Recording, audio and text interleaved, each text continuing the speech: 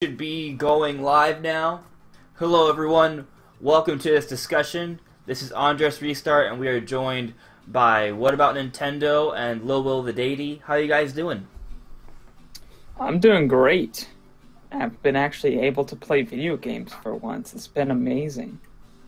I've just been playing in handheld mode till it dies and then wishing I could play more.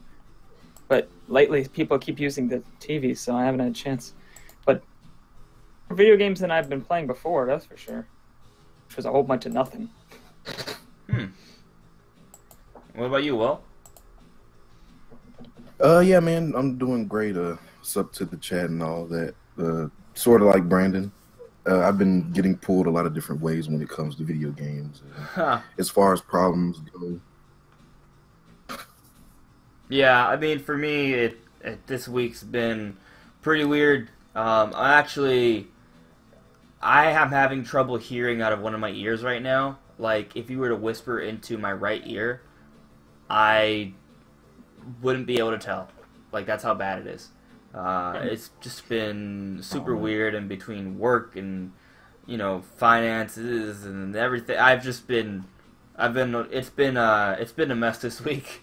But, you know, I've also been playing some games. I've been playing a lot of Dragon Ball FighterZ, like I talked about last week. I'm still playing a lot of that. I've been playing Celeste, actually, on the Switch. And that game, man, every, like, moment, like, every section I beat, I go on to the next section, and I'm just like, oh, how the hell am I going to do this? Like, every time. Like, this game has so many crazy platforming moments. Like, it really kind of challenges, like, it challenges you. Like, if you're good at platforming games, like, if you get Celeste, you're going to be like, oh my god, how is this even possible? And I feel like, at least for me personally, like, it takes you to the point where, oh, I can't do this, is then you do it. And then, you know, you move on to the next part. So, you know. Mm-hmm. Yeah, I've been hearing a lot of really good things about that game. Like, I was considering picking up. How much is it? Just to know? $19.99. It's $20. Okay, so it's not bad. Okay. Yeah. So I might pick it up if I get some spare change. Yeah. Because I've been hearing some really good things about that game. That's crazy, and it's like, I love that indie games are just at the forefront of gaming right now, to where this game is like one of the best reviewed games out of the whole year, and everyone's praising it and stuff. Yeah, like that. I mean, this year has been great so far. Monster Hunter World, Dragon Ball FighterZ, Celeste. Like, we already have like some dimes, man. Actually, I'm hearing that Shadow of the Colossus Remastered, which I'm hoping to pick up, is also, for as far as remasters go, really good. And then, you know, the Bayonetta 1 and 2 are just around the corner for the Switch. So, like, this is yeah, it's been a pretty solid year so far in terms of games, and we're just getting started. Anyways, I'm just gonna say hello to some of the people in the chat. What's up, Sam Gohan? Hey, Blackstar Dude. Hey, Cyndaquil. How you guys doing? What's up, Retro Potato? Wait, Retro Potato, you're gonna cut off my ear for me? Thanks, man.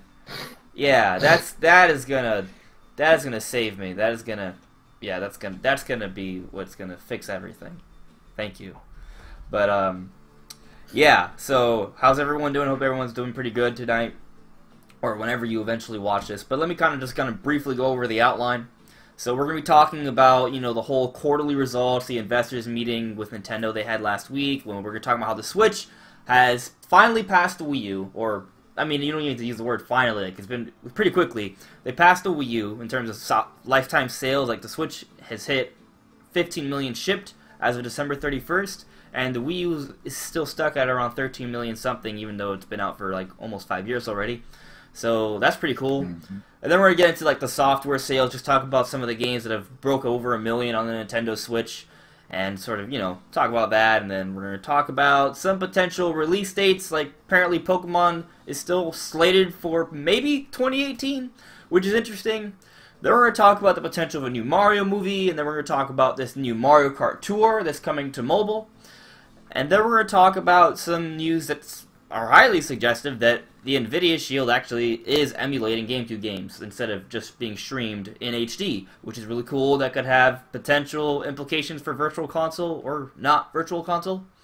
And then we're going to talk about these fake E3 2018 leaks that have been circling around. You know, a lot of people got really excited about this list that came out. Apparently it came out from a very reputable source who leaked everything last year. But there are some stipulations that really kind of make this leak not realistic at all. One of which being that this is not actually from that same person; it's an imposter. But we'll get into all of that. We're gonna tear apart this E3 leak because it's a really cool list. But I'm gonna talk about all of the reasons why it's just not true. So even though a lot of the games on the list may actually be coming, that list is fake. But we'll get into that in a little bit. So yeah, I don't know. I guess we should get started with the Switch sales in general, or is there anything you guys want to talk about before we jump into the outline? No, man, I'm good. Dragon Ball Super is getting good. That's it. Wait, say that again. One more time. I said Dragon Ball Super is getting good, and that's it. Yeah, man. Dragon Ball Super has been awesome. I totally agree. I actually I got back into Boruto as well. And you know what? I'm actually liking Boruto a lot right now. It's like one of those animes that when it starts off, it's not bad, right? Like Boruto is never bad, right? There are some animes that start off that are just bad, Black Clover, but Boruto isn't bad. But I feel like it doesn't necessarily measure up to the expectation I had after watching Naruto. But now, as the story is progressing a little bit more and more, I'm getting more and more interested into Boruto. The world is building a little bit more. And it's at a different pace than Naruto, but I can see it getting really, really epic and awesome. Like, there's a lot of the younger generation that they seem to be really well developed. But they're also in a different world. Yeah. Like, it's in a modern world. Like, they have been pampered. They have been conditioned. They have the families that support them. So, that doesn't sound very dark or gritty, right? But it's like a different take. It's a whole new world. And we already know from the beginning of Boruto, they tell us that shit's going to go down. You know, so I'm just kind of curious how shit is going to go down and how they're going to face that. So, yeah, I mean, if anyone hasn't checked out Boruto yet and you're a fan of Naruto, you're probably going to like it. So, yeah. Yeah, I think so far Boruto is really good, and I agree with like what you said, which I feel like a lot of anime suffer from that, in which like the first few episodes are kind of like very, very hard to get through in some cases, but they do pick up, especially towards the end or where it's left off so far. But we can go ahead and get into the topics if you want. Yeah. Also, just shout out to Ben. Yeah, man, I'm excited about that tuning exam arc as well. So, and also, yeah, Son Gohan, Dragon Ball Super is ending, but there's the hope. It's not confirmed to be going on hiatus, but there's a hope that at the end of, or the beginning of 2019 or some time around then after the movie comes out, that it will come back. But we'll save that for some sort of special anime discussion in the future, if that ever happens. But let's jump into the actual outline now. So, the Nintendo Switch. Nintendo had their quarterly results, and they basically told us, they revealed to us that they have over 15 million units shipped as of December 31st. And that's really special because, well, the Switch came out March 3rd. And that's not even... Well, I mean, it's not even 10 months. That's not even 10 months. And they've shipped over 15 million by December 31st. By now, I'm sure that's even more, right? And the Wii U never even broke 14. You know, it's stuck somewhere in the middle of 13 million units. So that is very telling. I mean, the Wii U was out for 4.5 years. You know, I mean, now it's approached really close to 5 years now, right? And the Switch has surpassed it in such a short amount of time, and that's really special. That is suggestive of a very great future. It's on pace to maybe even pass the Wii, Nintendo's best-selling home console ever. That's great news. I mean, that just only means great things for the Switch and the kind of support it's going to get in the future. But what do you guys think of that? Like, I mean, you know, there's different ways we could take this discussion. We could talk about what it could mean in terms of software. We could talk about just, you know, how exciting it is for Nintendo that they have found success again. Or where do you guys want to go from here? Yeah. Well, I've been hearing some people. Yeah, not a lot of people, but there's been some people. You know, the Switch haters who are just like, passing the Wii U in 10 months is easy. The Wii U sucked. The Switch isn't doing that well. No, actually, it is doing very well. It's outpacing the PS4. It's outpacing the Wii. I believe it's outpacing the PS2, but we don't really get that many numbers for that. But I'm pretty sure it is. Yeah, the PS4 is outpacing the PS2. Yeah, it's just outpacing everything. So it's not like it's over here doing mild sales, but you know the Wii U did so bad.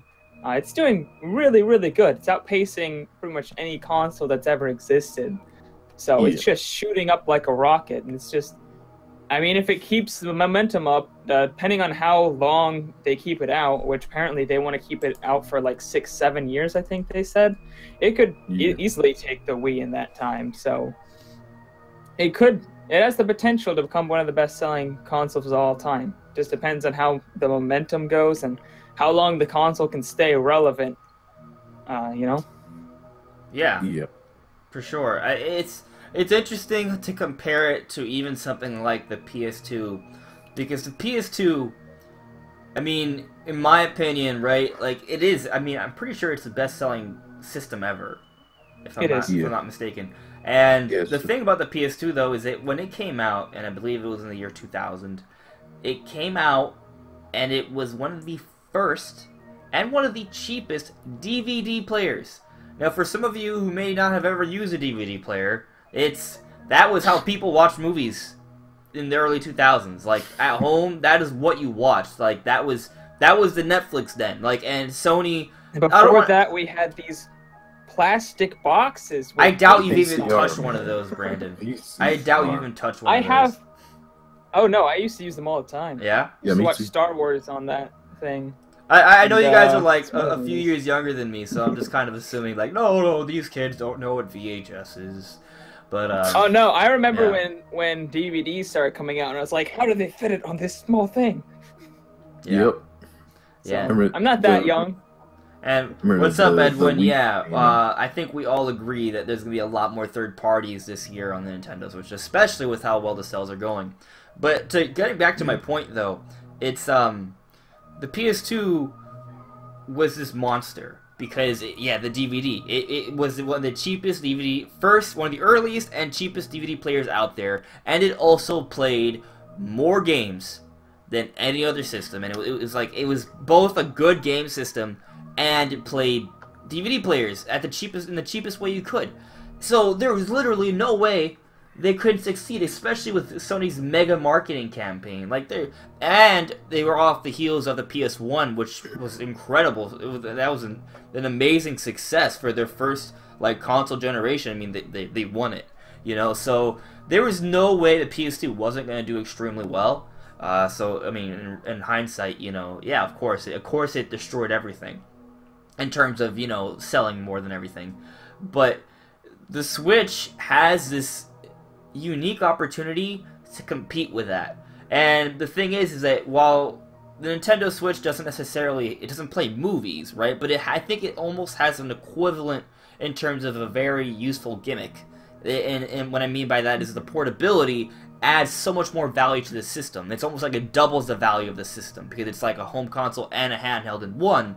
And for example, the PS2 back in the day was a movie player and a home console in one. It had double the value, you know? So people were like, oh, it can play movies and it plays games, that's great. And for people who are getting the Switch, it's like, oh, I can play the big games at home, but I can also take it on the go, that's great. You know, that has a lot of extra value for, I mean, at least for consumers, that's why they're going to see it. The average consumer, they're going to see a lot of value in that. So the Switch has this opportunity to compete with the PS2 in terms of lifetime sales, I think. How well they'll actually come to that, I don't know. But there's also something to also take into consideration. The market is larger now, you know, so that's something that's kind of like an asterisk there, because the PS2's mega sales were incredible. Of course, and there were also people who bought a PS2 not even for the games, just for the DVD player, so... But, yeah, it's just interesting that the Switch is going to even be able to maybe compete with that. What do you guys think? that, like the idea that it could compete with a PS2. Honestly, like I just want to, like, it's not. I feel like a lot of people still think, oh, it could still possibly fail in this way.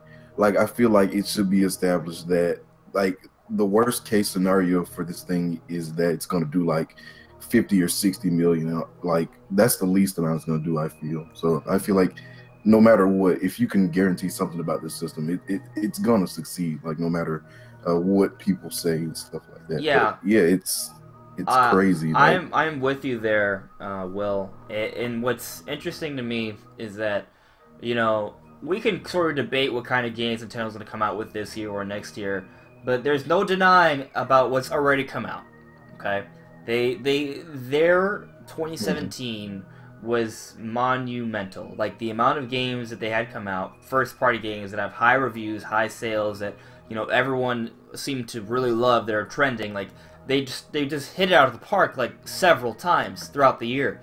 They front-loaded their software lineup, I guess. I don't know. Maybe it isn't a front-loading. Maybe there are other games coming, but they really hit the ground running. Like, they took advantage of the Wii U situation. Yeah, they didn't, you know, they just focused all their efforts on the Switch, and they came out with, you know, Zelda and Mario and Splatoon and ARMS and a few other games as well.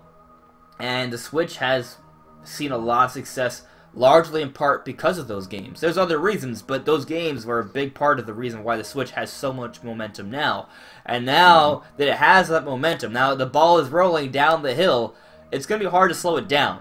So maybe it won't pick up as much speed, but I don't see it losing that much speed either because of how well they did in the beginning. Which is kind of how it works. You know, it's momentum. You can't. It's not going to just stop. Maybe it'll slow down a little bit. It's not going to stop.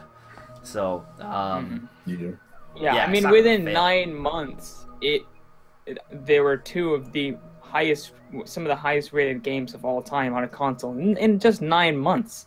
Like, it's insane just how many just amazing games have come onto it. And like, Breath of the Wild is now one of my favorite games of all time. Mario Odyssey, one of my favorite games of all time. So it's just so many great games. It's just you can't stop that kind of just absolute. It's just the hype train is started and it's not stopping.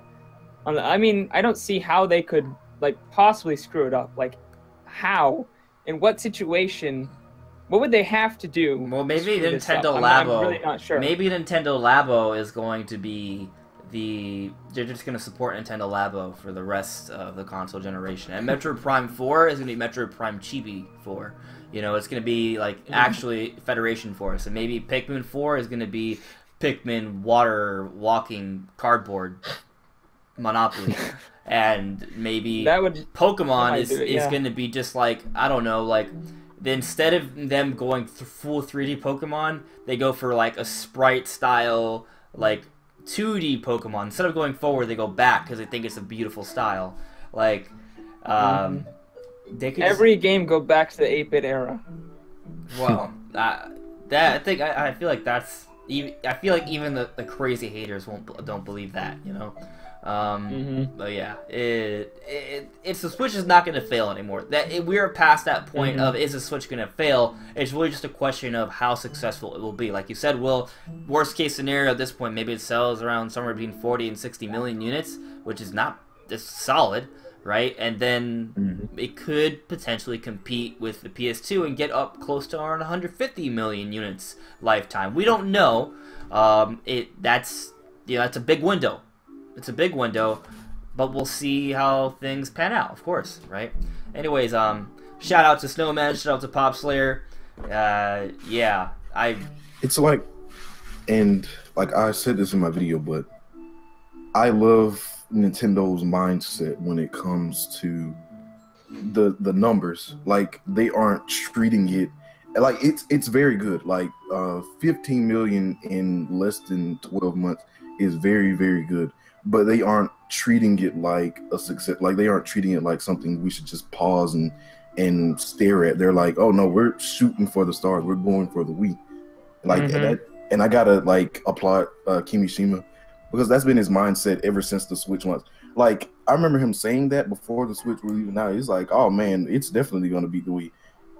And then He did everyone's say like, that. I was like, "You're crazy." he was like, "Yeah." Everyone's like, "You're crazy, man." And then like they give us these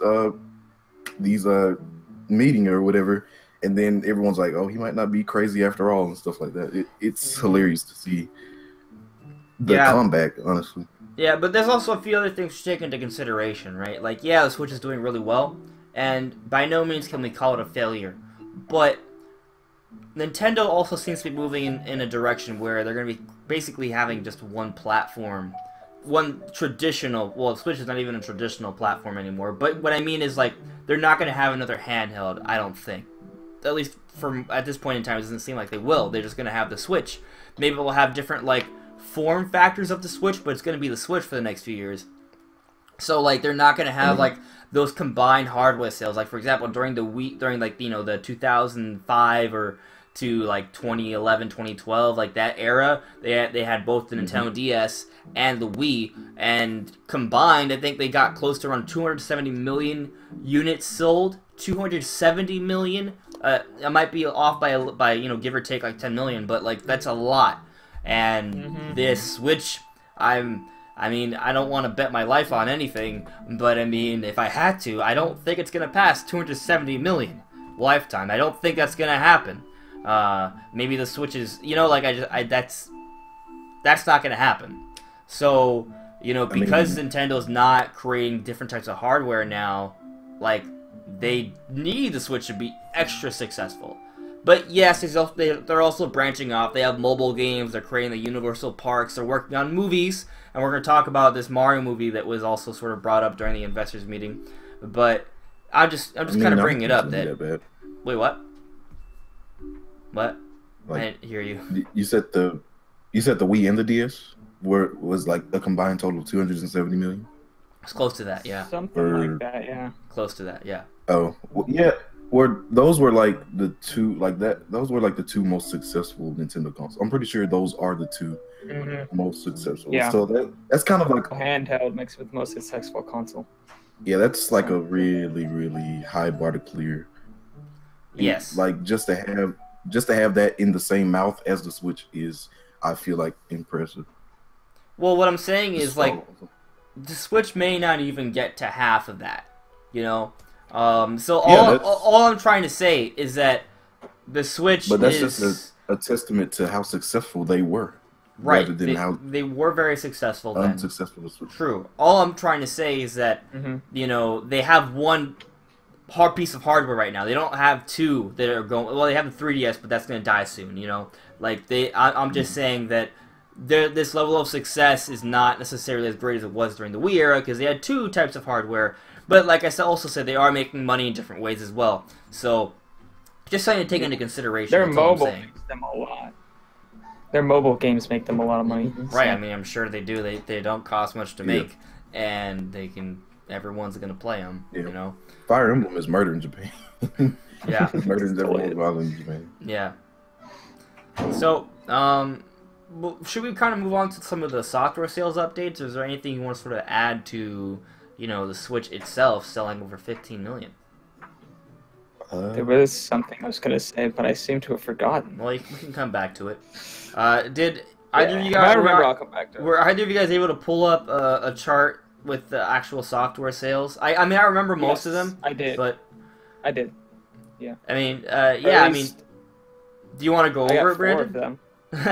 I got 4 of them. I know 3 or 4 by heart, but I mean, can you read it off? There's like a handful of million sellers, million plus. Yeah, sellers. I think there's 7, but I don't have all of them here. I only have 4.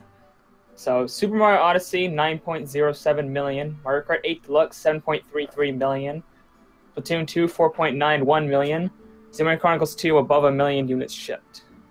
You missed Breath of the Wild. Which is over, they don't have it here. Which is over. It's fine though. I know it by heart. It's over 6.7 million sold on 6.78. Okay. No, 7.78. 7.78. Continue. On the Switch, with the Wii U and Switch combined. Combined, okay, right. So that's what I was gonna get at though, is that there was also Wii U sales at people a lot of times fail to mention that the Wii U sales does kind of technically take away a bit from the Switch sales, you know. But yeah, so the Breath of the Wild, if you combine both platforms it released on, it is close to 8 million copies sold, which it's probably really close to being the best-selling Zelda. It's really close to that. It's the second best-selling Zelda game of all time. It hasn't. Twilight Princess. It has not even been out a year yet. So you know, I can only imagine that soon it will surpass it in lifetime. It'll probably be a few million past it. So yeah, Breath of the Wild is doing really well. Mario Kart, even though it was a port, it is doing really, really well. Mario Odyssey broke over 9 million. The game came out at the end of October. It's been out for 3 months. Actually, I mean, according to that data, it's as of December 31st. So that's based off 2 months of time, and it sold over 9 million copies.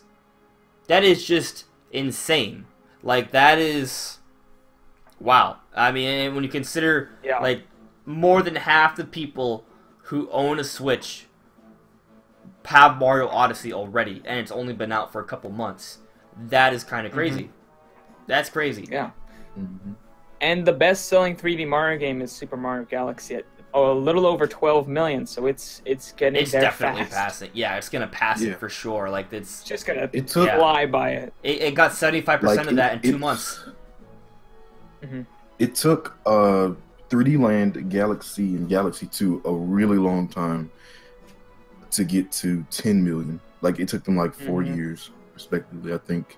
And like Odyssey did it in like less than, well, not it didn't do it, but it did like a majority of that in like 2 months. Yeah, I mean, it might be there now. It's been that's crazy. It's been an extra month since this data, so it could definitely be over 10 million now. Yeah, we don't know. Oh, it looks like Arshun came and went. I'm not sure, but how you doing, man? If you're still here, there's your shout out. I'm choking, man. I'm so messed up this week, but don't die. Yeah. Can we talk about Xenoblade a little bit? Oh, of course. Yeah, so Xenoblade actually also broke the million-seller list. It sold over 1 million copies, and that game came out in December. So it didn't even have a month of time. Because keep in mind, all this data is as of December 31st, right? So not even a month of time, and it broke over 1 million. And here's the thing about Xenoblade. Xenoblade isn't Mario. It hasn't been around for over 30 years. It is not the most popular franchise in gaming. You know, it's not the face of gaming. It's this lesser-known franchise that there are still Nintendo fans that haven't yet to play a Xenoblade game. Will, I'm looking at you. You know, it's doing really well. It's a Japanese RPG, which traditionally do not sell that much. So the fact that it sold over 1 million on it's in less than a month. That's special. That's suggestive that, you know what, hey man, Monolith Soft is getting what they deserve because it's an amazing game, and you know, I'm glad that game's selling really well because it was one of my favorite games of the year. Yeah, that is the first Monolith Soft game to ever sell over 1 million copies. Yeah, I read that somewhere. I was like, wow, great. Like, the Switch is just a record shatterer. Really? Like, it's just made Xenoblade shatter X records. didn't break 1 million? Nope. It got 8.7 million. Wait, what? I checked it the other day. It's around there. Or, excuse me, 870,000. Okay, yeah, that's a big difference. Wow. That's something. That's more reason to think that maybe Xenoblade X will get ported next year or something like that. I wouldn't be surprised. So yeah, it's insane. And that game was out how long? The game came out, what, 2015, somewhere around this. Or that game's been out for like 3 years. Let's answer this question by Pop Slayer. It's kind of off topic, but we'll get right back. He says question. I deleted Pokemon Go several months ago. Parentheses before Generation 2. Parentheses. Is it worth re-downloading? Well, what I can tell you is that I have not played Pokemon Go in a long time. I played it for the first couple months when it came out, and I stopped. I never stuck around for Generation 2 or now 3. I don't know, man. If you like collecting Pokemon, I guess it's worth it. But if you liked Pokemon Go when it came out, you'll probably like it now. I mean, there's more stuff to do. Yeah, I haven't been playing it myself, so I can't really tell you for sure. What's funny? It's actually funny because like it's really polished now, and everything. I mean, everyone hates it. I mean, it's really polished, and like when it launched, it was just really unpolished, but it was like a cultural phenomenon. Yeah. It's hilarious how that works out. Everyone was doing it. Like, Yeah. it doesn't matter who you were.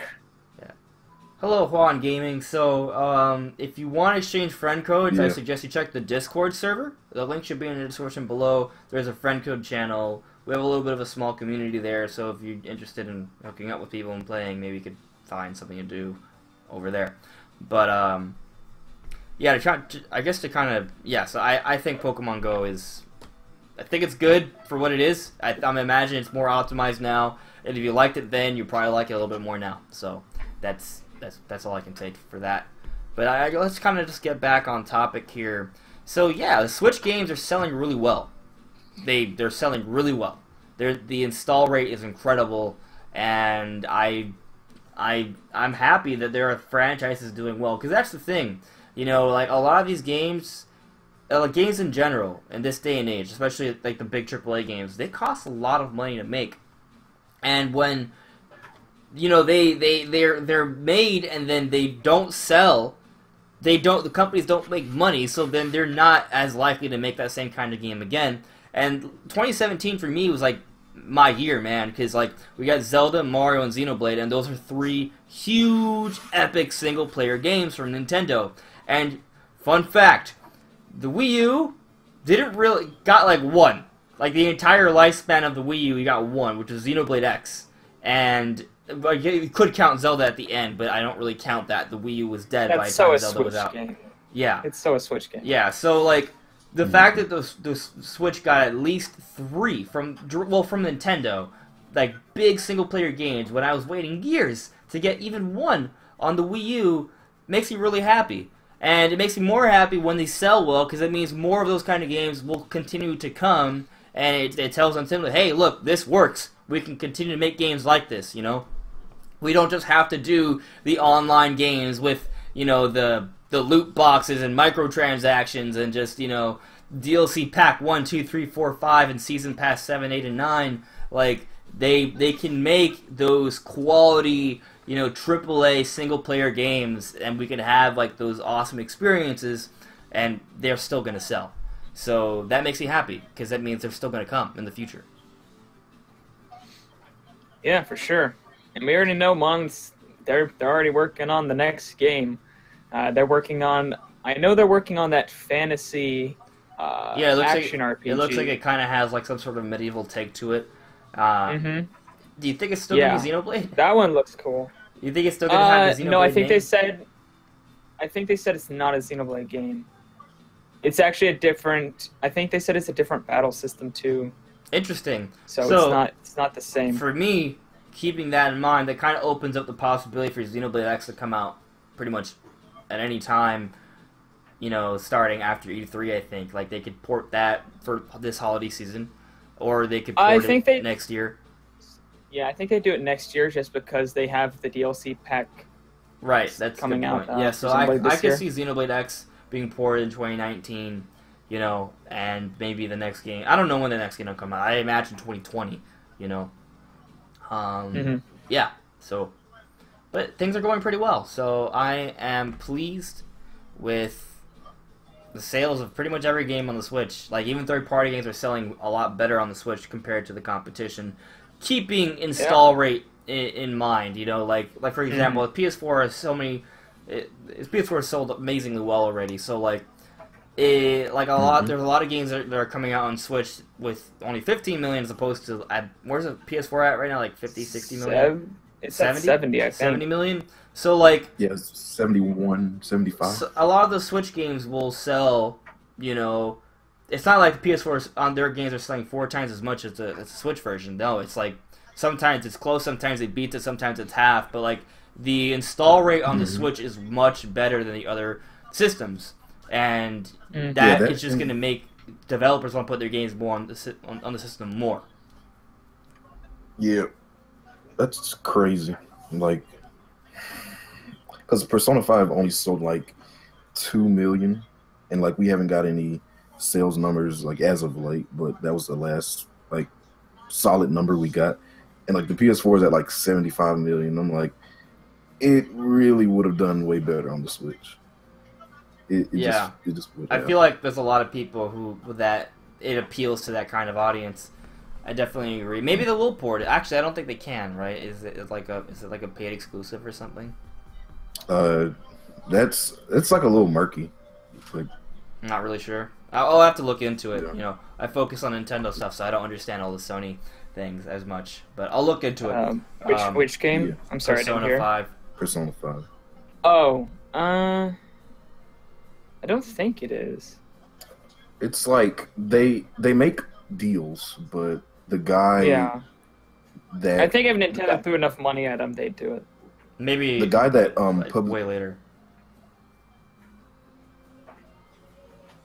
I mean, maybe we'll look into it at another date and talk about it, I guess. But yeah, maybe it could be possible in the future. So, is there anything else we want to kind of say about software sales before we move on to the next topic? Nope. Cool. I mean, yeah, I'm happy that Zelda is on pace to be the best-selling Zelda. Splatoon 2 has done really well. Yeah, everything's doing really well. The Switch is amazing. And the way it's structured, it just encourages people to buy more games and play more games more often on the Switch. And that's healthy to get more games on the Switch. So, yeah. And actually, that's another thing to kind of note, that software sales are a lot greater on the Switch. The software sales on the Switch are it may end up being the system with the greatest install rate, like, ever. Like, it looks like people are just more willing to buy games on the Switch than any other system we've ever seen. I'll have to look at the numbers, but it's definitely up there, and that will definitely help to make a big difference in terms of Nintendo making money. So, because I was making the argument earlier that because the Switch is just one system, as opposed to like a 3DS or a Wii U or a Wii and a DS, it has more pressure to perform even better in terms of sales. But when the software is selling so much, that really kind of, that lessens the gap significantly, because usually companies make more money by software instead of hardware. Oh, and just to bounce off that a little bit, I have the numbers here for the Wii U software versus the Nintendo Switch software. So the Nintendo Switch has already sold 52 million units of software, and the Wii U in its whole life sold 101 million units. So, and yeah, so in 10 months, it is sold half, or over half the total amount of software that the Wii U did in 4.5 years. Yeah, and the Wii U was considered to have pretty dang good software sales, even compared to like the Xbox One, PS4. Pretty good for the amount it sold. Because for the amount sold. I mean, when a game came out, there was no other game, so you might as well buy it. Yeah. You know? So let's move on to the next topic then. Unless there's anything else you guys want to add to that. No. I feel like that whole thing was an addition to what we said beforehand, but whatever. So we did get some pseudo dates, because every time there's a quarterly results, they're going to show games that are sort of coming, right? Like most of the games are just TBA. Like for example, Metroid Prime 4 and Bayonetta, they're just to be announced. But Pokemon, and it was like this last time, but it's 2018 or later. That's how it's marked. So it's still 2018 or later. But the last time there was an investors meeting, or their whole like report and stuff, it was 2018 or later, and it's still there. So it's still in the cards as of December 31st to make it out by 2018, and that's promising news. The fact that it's still it's still possible. It still could happen. It hasn't been counted off yet. And the fact that we're closer is more telling that it may actually make it, because as you get closer to that, to when it would have to come out, the developer's going to get a better idea if they can actually make it, obviously. So maybe we're going to see Pokemon by the end of the year, guys, on the Switch. What do you guys think? Definitely possible. I mean, the guy at E3 did say, "Oh, well, it's gonna take about a year," and I feel like it would be like if it does release, it would be this quarter of 2018.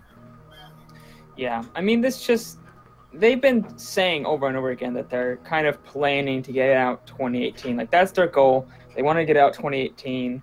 Like as you said, Will, when they first showed it off, or the fact that they were making it, they didn't really show anything of it.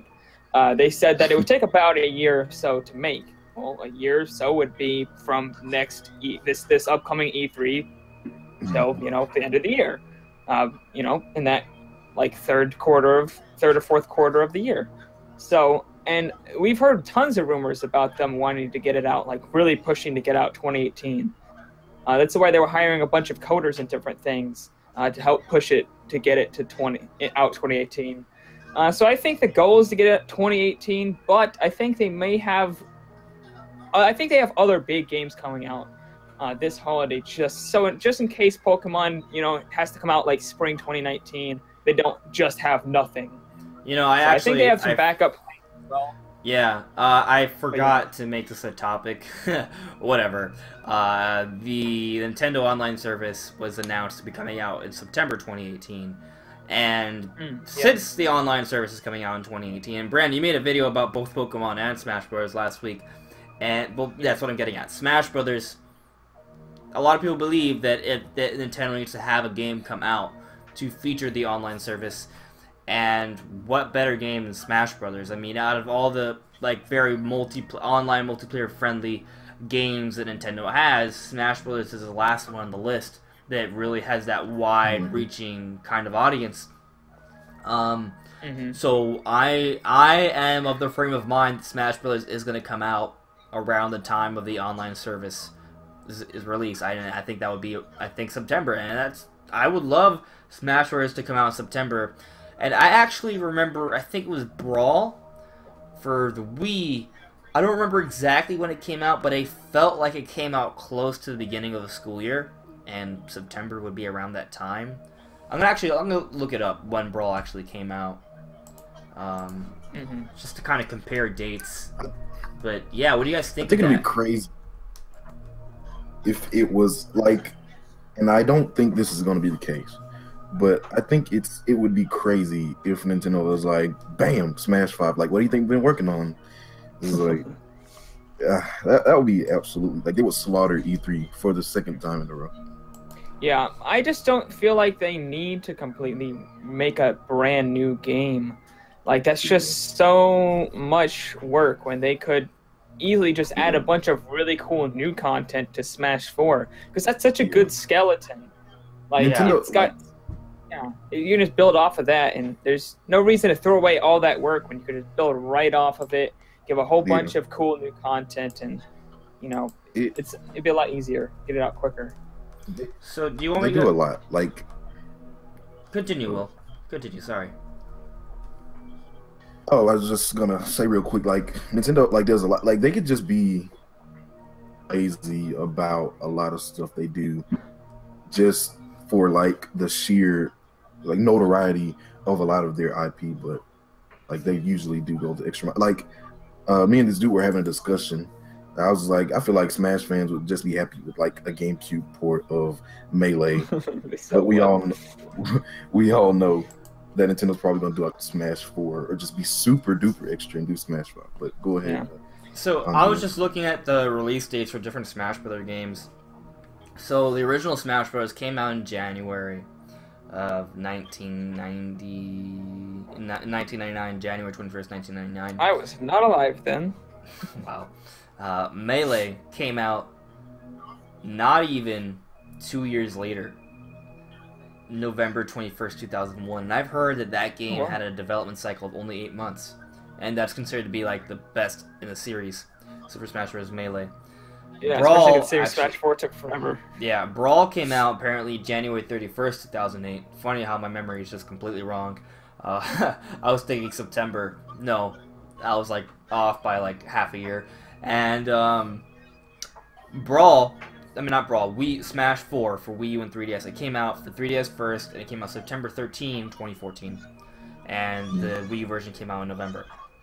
So, just to kind of put into perspective, though, Smash Bros. Came out basically September 13th, 2014, and if there would be a new Smash Bros. To come out September 2018, that's 4 years. That is not a crazy. That is a a healthy amount of time in between Smash Brothers games. It's not like Smash Brothers for Wii U and 3DS just came out. It's gonna be 4 years by the time we think it may come out. Would it really have been 4 years? That's insane. Yeah. Yeah. The time freaking flies. Right. I mean, if you count the Wii U version, it's like less than 4 years. It's like 3 years and 10 months. But you know, close enough. Yeah. Yeah, close enough. Assuming it comes out September with Nintendo's online service. So, yeah, that is something to consider. I think it's likely that we could be seeing Smash Bros. This year, especially with the online service. Like, what else would come though? That's the thing. Like, what else would come? Yeah. Yeah, I don't know. Unless they want to rely on a big amount of like multiplayer third-party games, like Call of Duty or something. Like, there are rumors that, well, I don't want to bring them up here, but yeah, there are rumors that the new COD is going to the Switch, which wouldn't surprise me. I mean, at this I already point, assumed if it doesn't was come coming. to the Switch, I don't. That's not even news to me. Switch, that's messed up. Personally, it's just, that's not if it doesn't news come to to the me. Switch, then they suck. Yeah, if it doesn't come to the Switch this year, I feel like it entirely has to do with the fact that there's some sort of weird relationship going on there, because like it's Call of Duty. Call of Duty is not like a graphically intensive game. They had teams. They brought make it Call over of Duty for the Wii. And the DS. Now, the one thing to kind of take into consideration, though, that could potentially not allow Call of Duty to come out this year, is that I believe they're kind of like on a 2 to 3 year like development cycle. They have 3 teams now that work on Call of Duty, and they kind of all cycle through each other. It may be the case that by the time they realized that the Switch was profitable for them, that it was too late in the development cycle for them to bring out this one. But if for whatever reason there is not a Call of Duty this year, I think there will be for sure. But if for whatever the reason it isn't, next year, absolutely, I stake my life on it. There's going to be Call of Duty on the Switch, because it has to be. There's no option. Yeah. I don't think there's any way that they don't have enough time to port this game. Like, even if they just now found out, they should be able to get a half-decent port of the game onto the Switch before the game releases. Like, even if they just now started. Like, it's really not... It's not like this is some big open world like Skyrim or something, you know? This is just Call of Duty. They're kind of small games. They got like a 10-hour story, and then you got the multiplayer levels, and that's all there is to them. So it's not like you have to have all this content you're bringing over. So I don't think, if it doesn't come on the Switch, that's Activision. What are you doing? Do you not want money? Like, for serious? No, and yeah, we all know they do. I feel pretty confident it will come out. I don't think I'll necessarily want Call of Duty on the Switch. Personally, I don't really care. Yeah, I don't care. Like, I mean, I might be kind of Call of Duty out right now. Like, I have Black Ops 3 and World War 2, and I'm not really playing them right now. I only play them for zombies. So, yeah, we'll see, I guess. But I know a lot of people do want Call of Duty though, and it should be on the Switch. So, yeah, it's gonna sell. Yeah. At the very least, we can say that. Yeah. So I haven't really been interested in World War II. Yeah. No, just kind of bringing things back to, I guess, the dedicated time slot for this topic or whatever. I think there's a high likelihood of both Pokemon and Smash Brothers making it out this year, and I don't know about Metroid or Bayonetta, because obviously they're still to be announced. But if Smash Bros. And Pokemon are coming out this year and they have Fire Emblem and Yoshi, they don't need those other 2 games. Yeah, that's the thing. They may not really need them, especially if this is supposed to be a slow year, Let's be honest, if Pokemon comes out, you don't really need anything else. Hardly. No, that's true. I don't really need anything else. I would like something else. As a business, from a business standpoint. No, yeah, they don't need it. Especially if they come out with an Animal Crossing as well, Oh yeah. So, But they can Which I always say totally see happening. yeah, there could be. They could come out with an Animal Crossing this year that could fill in one of the months, and there's still the Pikmin 4 that I believe is literally just like Nintendo has that, like, you know, cocked in a barrel ready to just load out. Like they can drop Pikmin 4 whenever they want. I feel like that game's been done for a while already. Yeah. If not, it has to be really close. Yeah. So maybe that means it's not coming out. I mean, if they got Pokemon and Animal Crossing and Smash, and we still got Yoshi and Fire Emblem, maybe they'll just have Pikmin 4 come out like spring 2019. right, and I mean they have Project Octopath Traveler, which yeah. I mean, I know it's from Square just Enix. made a video about that today. Yeah, check it out, guys. But yeah, Square Enix, is making that game, obviously. But it's just they have a lot of third parties coming on board now. Like they don't need to have as intense of a support as they had for 2017. But we don't know. And we're gonna get to a leaked list. It's really exciting, but I don't think it's realistic. But we'll get to that later on to the discussion. We'll talk more about that. But I think it's kind of time to move on. Unless you guys have anything else to say about these potential release dates for the games that are coming this year. What? Real quick about that third party thing. Like I feel like I know a lot of when it happens, because I feel like it's going to happen because Tatsumi already has the stuff planned out. Like I feel like a lot of Nintendo fans like won't be ready. Like Nintendo leaning on third party, like what? You know, they usually that's something that Sony or Microsoft do. That's not something that it's like, no, Nintendo, you can't lean on third parties. Like we've heard Kimishima said that, but I don't like that. That's never. It's still gonna like.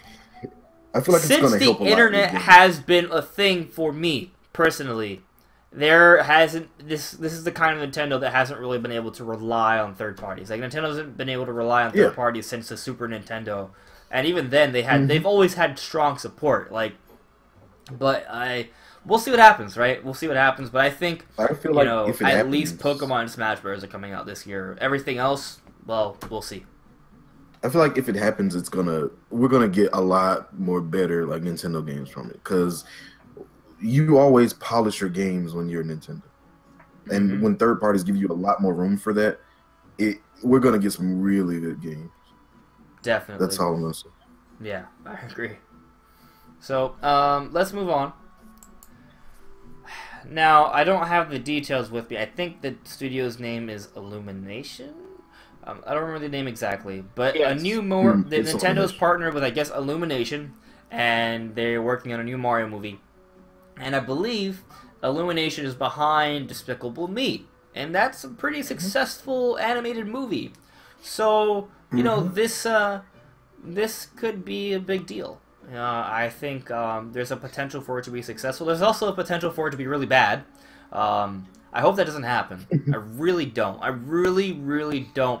But I heard that, Shigeru Miyamoto is going to be overlooking this process, and Mario is his baby. I feel like he's gonna at least allow it to have a bit of a creative spin to it, I think.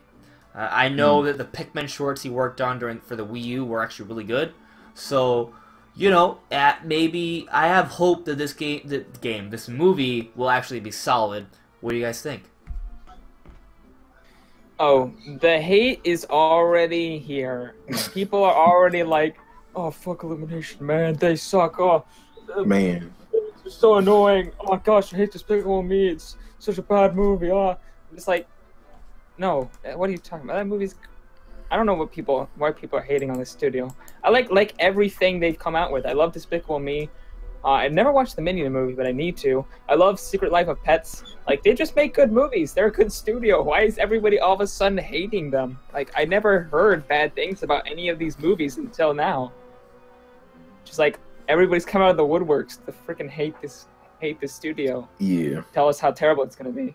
I feel like the most they're going to do is, like, just, like, the base animation. So, like, even if it's a bad movie, which it probably isn't because like Nintendo is there, like Nintendo is a thing. So I don't think they're gonna allow them to mistreat. There's no way after the original Mario movie they're gonna come in and have anything less than a spectacular. Well, that's the thing. Like, we gotta make up for that crap. They did not do well, so I feel like that's what scared Nintendo away from making movies with their franchises.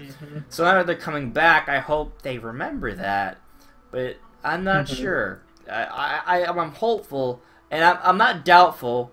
Right, I'm not doubtful, but I'm also not super confident either. Like, I'm kind of middle of the road here in terms of my confidence level, because it is Nintendo makes games, not movies. So I think it's gonna be good, like super good. Super good.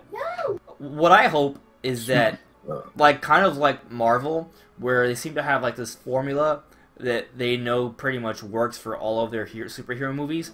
Then Nintendo has a formula they can kind of follow for all of their Nintendo movies. You know what I mean?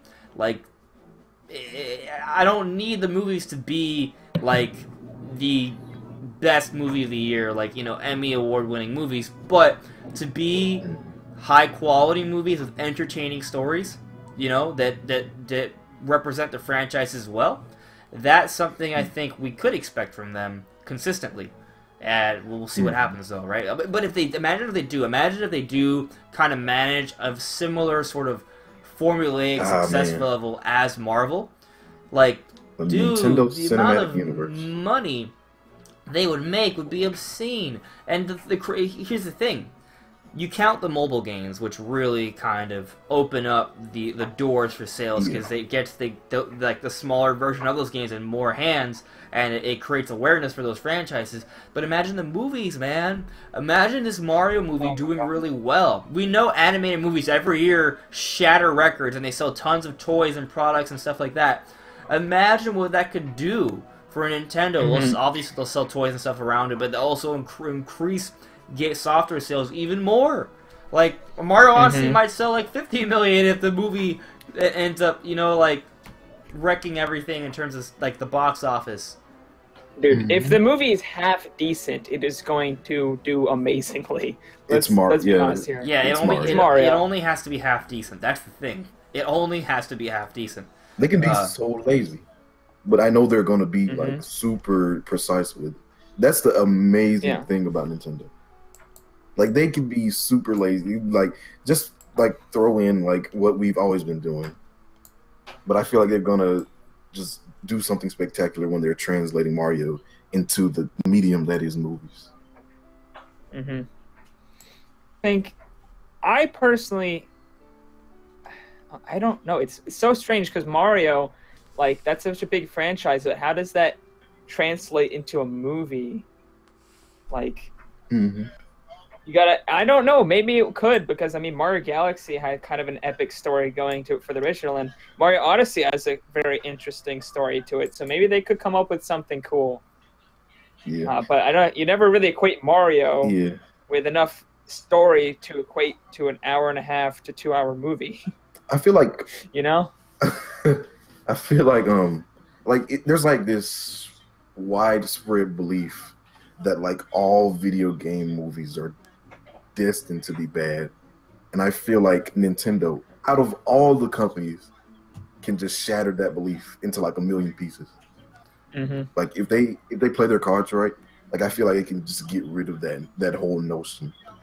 Like, just like they did the video game industry itself. Like, everyone just thought all games were garbage, and then Nintendo just came with a bunch of quality, and everyone's faith was restored. I'm not sure I agree with you in the sense that I hear what you're saying about the whole quality thing, and I'm with you there in terms of the games, but Nintendo has always been kind of about fun. They've never really...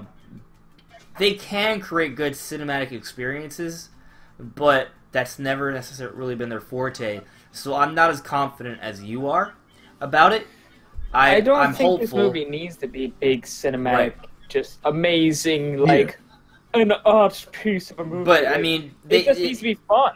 It just needs to be fun. You're right. Exactly. It just needs to be fun. He has to go on which is what this studio does best. That's, I mean, Despicable Me movies, those aren't like, you know, the pinnacle of cinematography. They're just fun movies. You're right. And for animated movies, it's all you really need. And that's going to be fine. assuming that Nintendo, yeah. out of all the companies, is the best at capitalizing on the user's experience. Like, I feel like Miyamoto's going to get in there and he's going to be like, okay, so how will people who have somehow managed to not hear about Mario gonna see this movie? And then he's gonna capture lightning in the bottle, I feel like. Maybe so.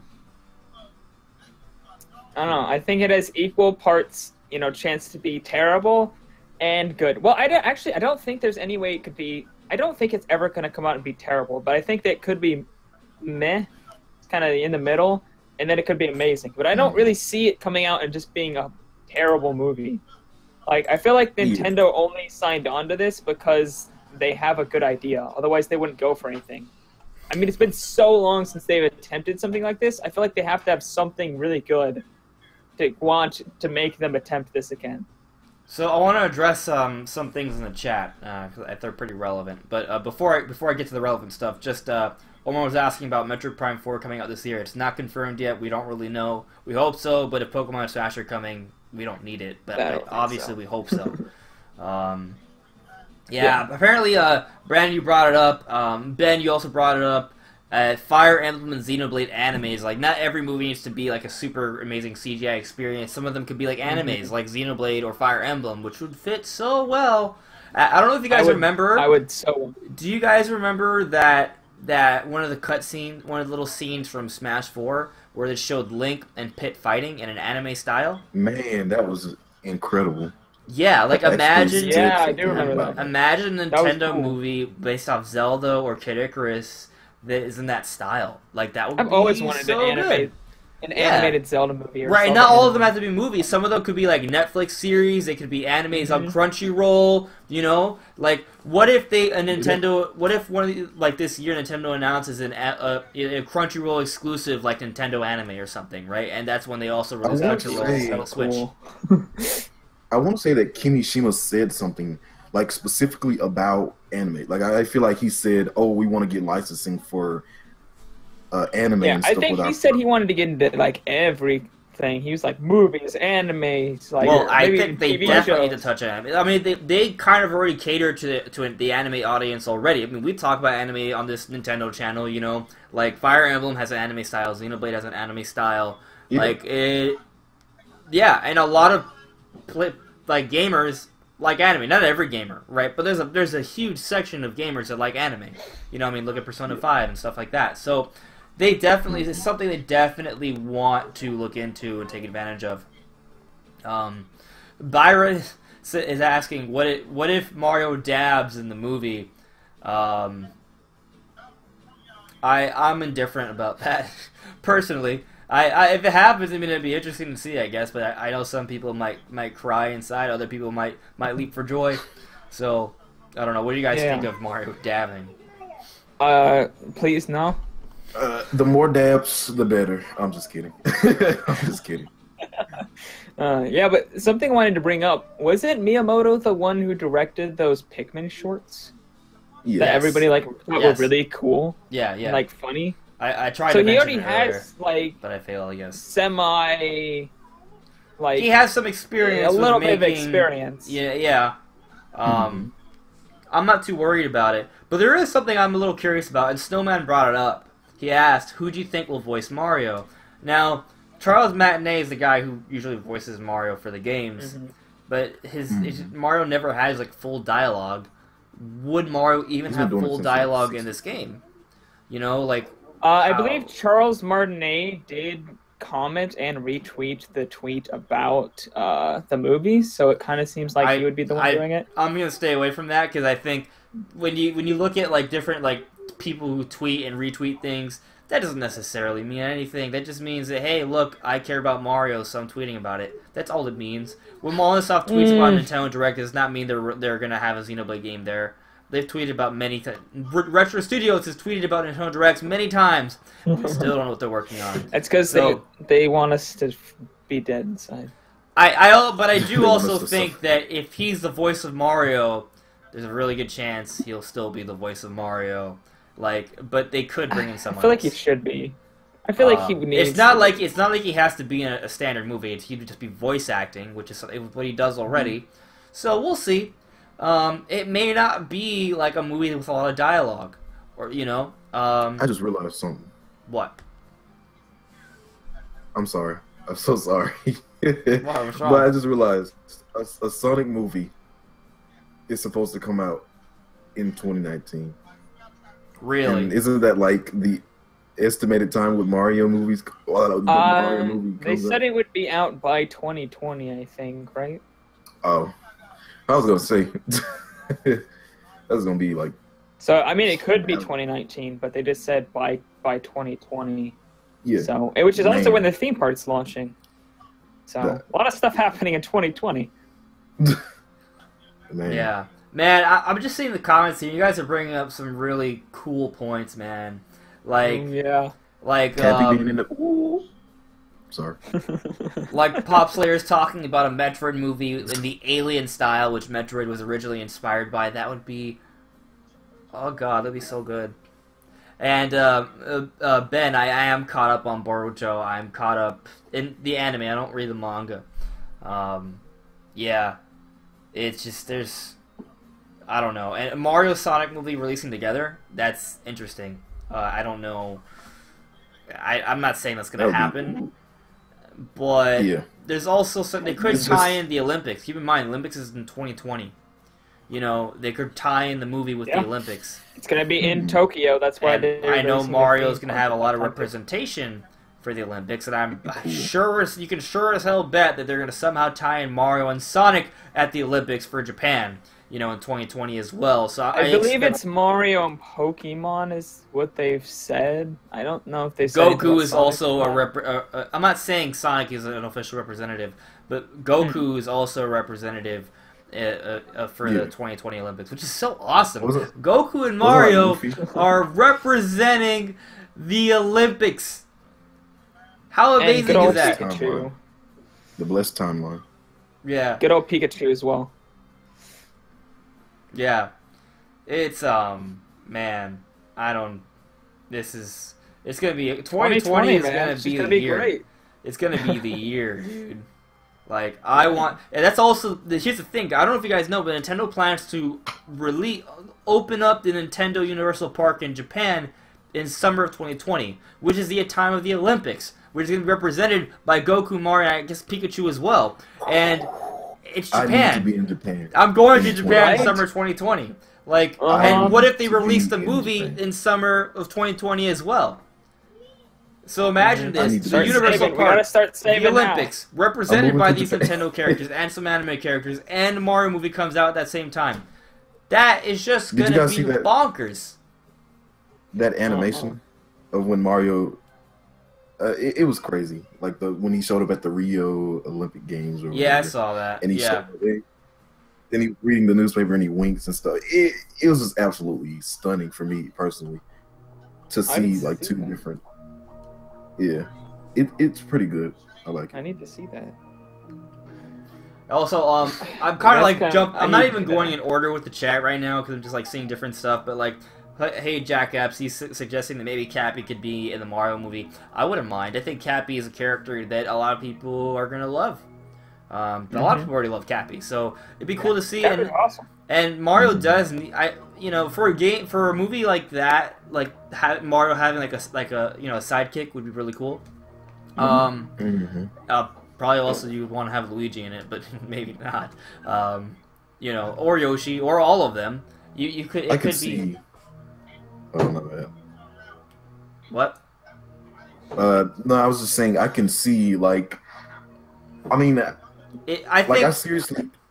you go first. I was saying I can't really see like that. Just would be weird. I can't see Mario just fluently speaking. Like I can see a Starlo character, from the Mario and Luigi series, or like I can see a character like that. But see, Mario forming complete sentences for once. I don't. Yeah, that's the thing. I mean, he might not. Right, he doesn't have Yeah. to. I mean, think about Yeah. it. I'll think about all the cutscenes we see in Mario games now. I mean, obviously they're short cutscenes, but like they're never. Mario doesn't talk in them. The movie could be like a big version of that. Maybe everyone else around him talks, and he's kind of like the silent hero, like Link. He could be Yeah. like the Minions, where he just kind of says random crap, and then other people are like, "Oh yeah, I totally know what you're saying." Or maybe Oh my Mario is God. just gonna talk. Maybe they won't have him talk a lot, but he's gonna talk. You know, I feel like Mario Yeah, already he's been talks. talking You a know, little more lately. so yeah, I think Yeah, he he's can been talking a talk. little more lately. In Mario Rabbids, he's very expressive. But how do you guys Yeah. think they'll handle a Zelda movie though? Like Mm. that is something Ooh. like Link can't talk. Link doesn't can't need to talk. The talk. moment Link talks, the movie is bad. Like that is, Yeah. you know. Oh, but dude, the TV show was so good. Excuse me, Me, Brandon. princess. but- Oh, I see what you did there. Ooh. Yeah. Another thing think- I've heard a lot of people complaining about is like the minions. Like they think that they're just gonna be a bunch of toads that act like minions. They I might. feel like this is the same argument might. they made when this is the same argument they made about the Rabbids, and that game came out just fine. Like, so I don't know. I feel like that's like very parallel issues. This will be the time where they screw it up. Yeah. I don't think so though. So, but I we, feel like- we agree that Mario's gonna talk in the Mario movie, right? We do agree on that. I don't know. I feel like I there's don't a know good either. possibility for either or. There's There's a very good Yeah. possibility he just does not talk. he's had a lot of It's gonna be hard. sidekicks. It's gonna be hard to that make a have- movie where Mario doesn't talk at all, man. Especially if they make I a don't Zelda. think so. Especially if they make a Zelda movie and Link doesn't talk. If both the Mario and Zelda movies come out, we don't know if there's a Zelda movie coming out. By the way, I'm not saying. I feel like Zelda needs to be Netflix. I feel like eventually Zelda will come if the Mario movie is successful. But I find to me it's really hard to believe that the Nintendo would make the decision to make Mario not have a voice, and then they have to make a Zelda game. If they do make a Zelda movie, they have to make Link silent as well. There's no way they're gonna have two silent main protagonists, you know, in two of their biggest movie franchises. You know what I mean? Like that's just I don't see that happening. So I feel like Mario have you has ever to seen, talk. like, Logan? What? Have you ever seen Logan? Yes. Yeah. Basically like Wolverine. Yeah, there He are talks.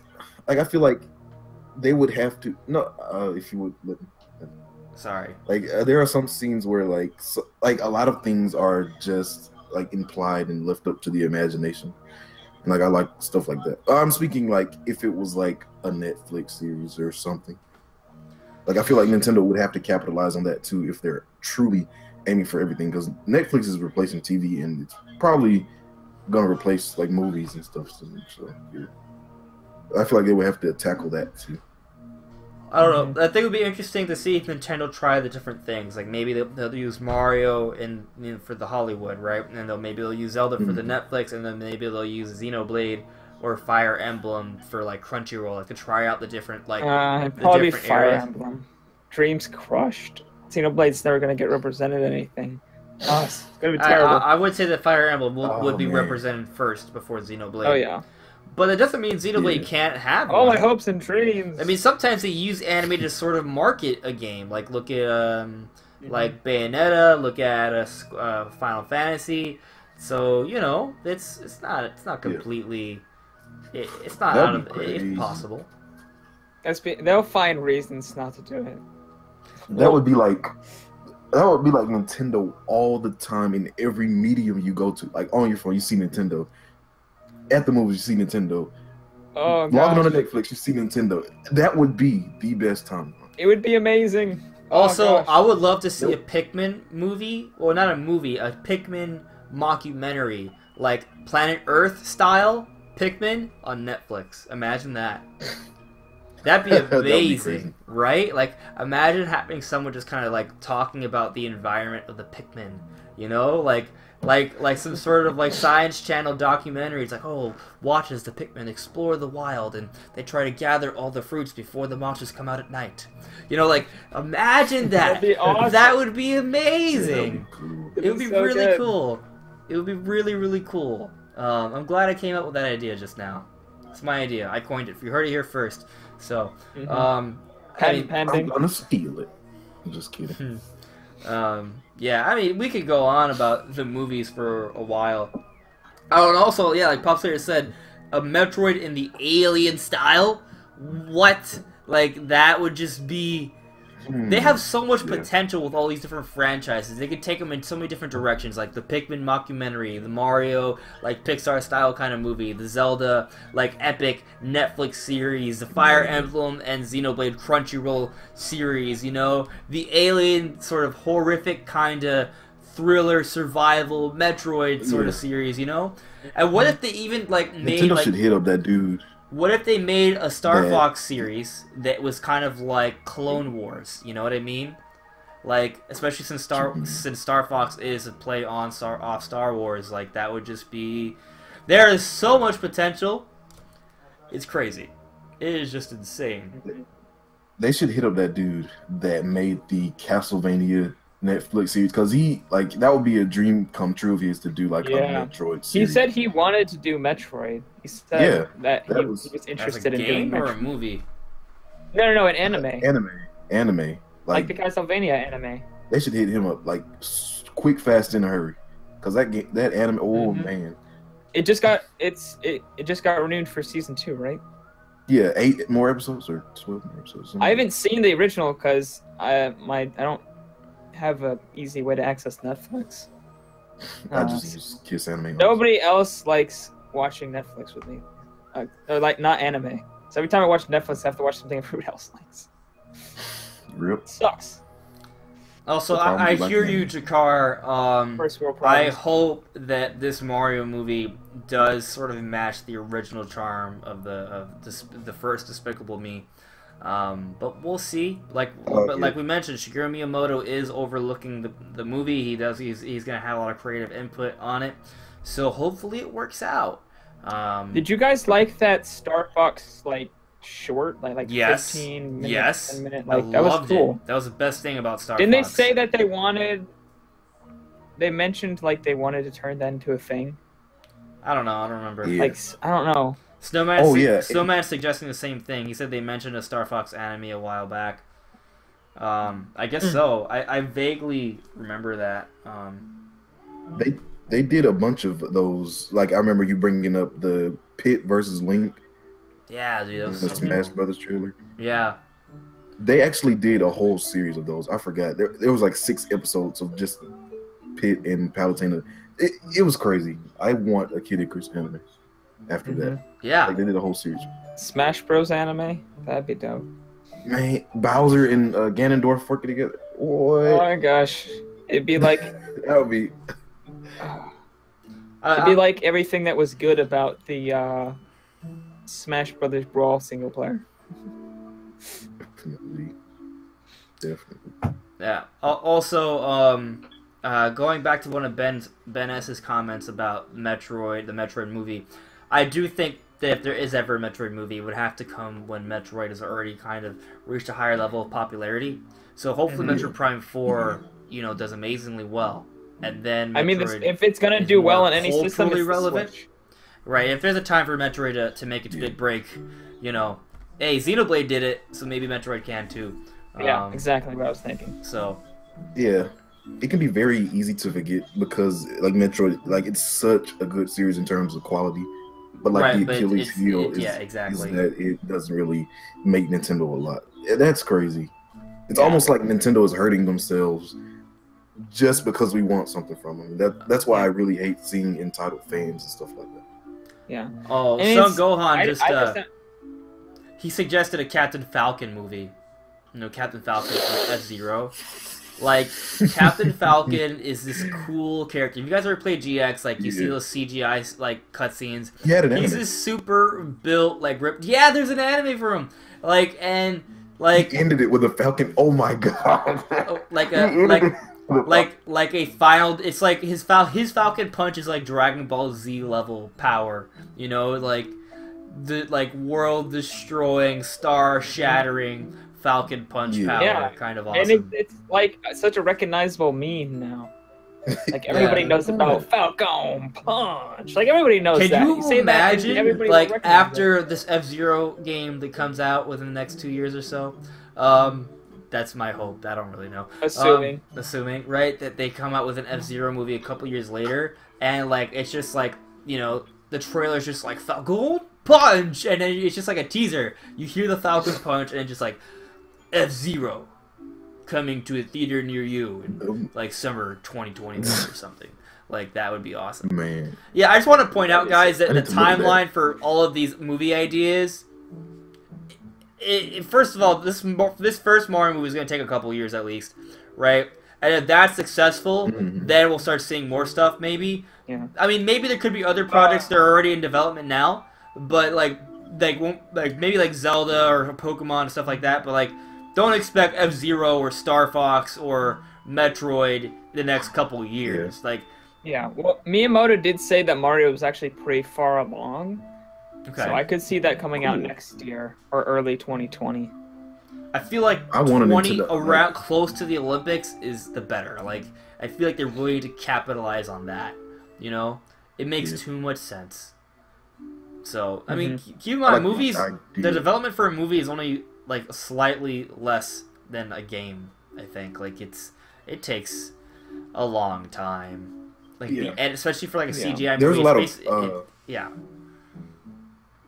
I mean, those things are like ridiculously like super graphics, so they take a long time to make. Yeah. Yeah.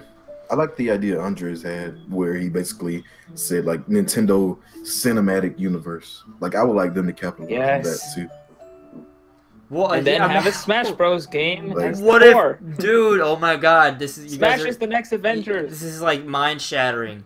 Like, what if every game doesn't necessarily link, but there is like maybe a subtle reference to other franchises in each movie, and then eventually it all culminates to Super Smash Bros. Movie, Super Smash Brothers Avengers or something, like, you know, like that. Yeah. I mean, that's what it is. Smash Brothers needs to be the new Avengers. Yo.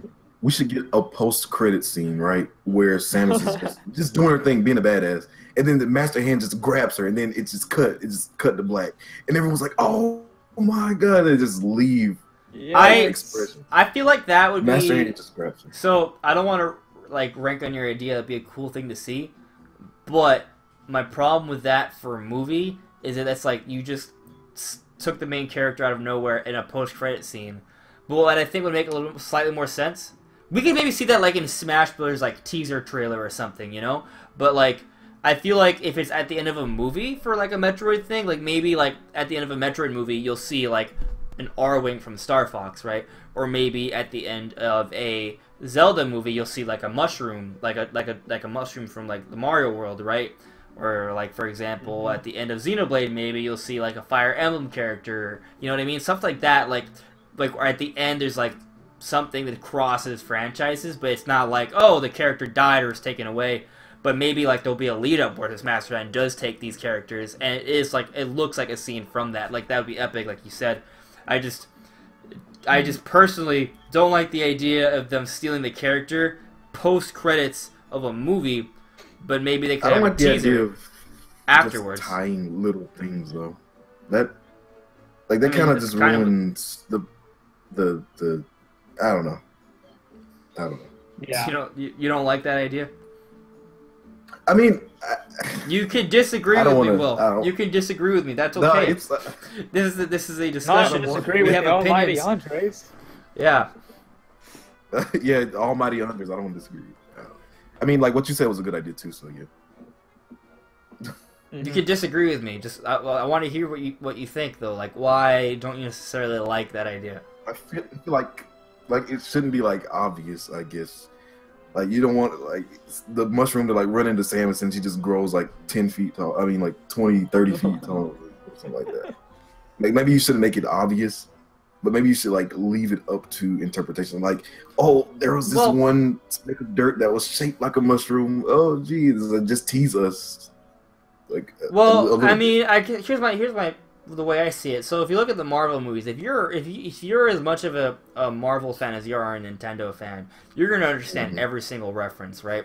So I don't think the Marvel references are necessarily that subtle either. It's just sometimes people don't have. They're not subtle. Right. They're just sometimes you don't understand it because you're not a fan of the series. You're just watching it because it's a Marvel movie, right? Everyone watches Marvel movies. So I don't really I'm all I'm saying is that I'm not saying what you're. I'm not necessarily taking away from your idea, but what I am saying is that Marvel is not like subtle. Usually, they're.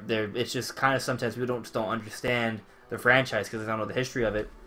But like for example, the way I would see it if they were to do this, if they were, I don't think they are gonna do it. Like that's just maybe 20 years from now, maybe I don't know. But like maybe like Link is like cutting grass at the end, right? Because at the end he lives happily ever with Zelda and she's pregnant, and like they have a little house, a little like house on the hill or something, right? And even though Zelda's a princess, I know this doesn't add up, but whatever. Like, and Link's just cutting grass, but you see like a little mushroom like next to a tree, right? And that mushroom is like the Mario thing, or yeah, I don't know. I think it'd be cool, but we'll see what happens. They may never even do that, regardless. When I was saying like subtle, I meant from the casual viewer's perspective, but I definitely like agree with. I agree with like what you said, but it's like I don't know. See, this is what I get for disagreeing with the great Andre. You can disagree. That's fine. I'm wrong all the time, anyways. So. Oh, we definitely know that's true. Okay. Really? No. No. I was one of the people that was not thinking the Switch was going to be a hybrid before it was revealed. I was on the Super Metal Dave train. I didn't think it made sense. The way the Eurogamer had the way Eurogamer had presented it back then, it didn't make sense to me. And that's the thing. The way Eurogamer presented it, it was not very appealing. They managed to really, undersell how cool this would be. And once Nintendo showed it off, it was like, oh, this works. Okay, we're good. Like once I saw it, I was like, oh, all right. This is actually really awesome. So I wasn't worried. Like, I also underestimated the potential for, like, mobile technology, you know what I mean? So, yeah, it's awesome. I mean, I think, yeah. Someone just asked if we're talking about the E3 leaks. Not yet. I'm like, oh, God, we're getting there. Topic. No, we're not off topic. We're just not there yet. Yeah, so let's move away from the movie stuff because we can go on forever about that. We kind of already did go on forever about it. And let's talk a little bit about Mario Kart Tour. So Mario Kart Tour was also announced last week, and it's in development now. It's a mobile Mario Kart game, and that's pretty much all we know about it. I don't know if there's anything else that's come out. I feel like it's going to be cool. It's going to be fun. I think it's probably going to take more of the style of the Fire Emblem game as opposed to the Mario game, because I think Nintendo realized they can make way more money with the Fire Emblem sort of payment method, like in-game purchases. Right. Yeah. So, and they could add like skins and costumes and hats and different like equipment and stuff. I don't know how they'll control the gameplay though. Do you think it'd be kind of like what's that, like Maze Runner or something, Labyrinth Runner, where you just go left and right as you move forward? Yeah. It could be something like that. I don't think so. What do you think they would do? I already made a whole video on this, so I got like my idea what it's gonna be. I mean, well, how about you advertise that idea a little bit here? Yeah. So I pretty much think it's gonna be kind of like Asphalt 8, like pretty much you just. I've played that. Yeah, except I think it'll be a little more advanced than that game. I mean, it's not. I think it's gonna be like gas, maybe brake, item and drift button, and then you just steer with the gyro controls. I think that's how it's gonna work. See, I'm not sure if I agree with that, because I feel like they don't want to make a Mario Kart game that is Mario Kart enough to not have people buy it on the Switch. You know what I mean? I don't think that would keep people from buying it on the Switch, though. I think people value button controls too much. And I don't think there'll be enough content in this to go like, oh, I don't ever need to buy another Mario Kart game ever again. Okay. Yeah. See, Ben. What I don't get. And Milan, I understand the love for Milan, by the way, guys. Yeah. Yeah, for sure. I like gingers. So, let's just leave it at that for now. But yeah, I don't know, man. I feel like it might be a little simpler, but it could be like that. They could find other ways to simplify it. I do think it has to be simplified, though. I don't think it can be like, for example, Mario Run is not, you know, Mario Odyssey. Like, it's not like it's a little different. It's a lot more simplified. So I'm not sure. What do you think, Will?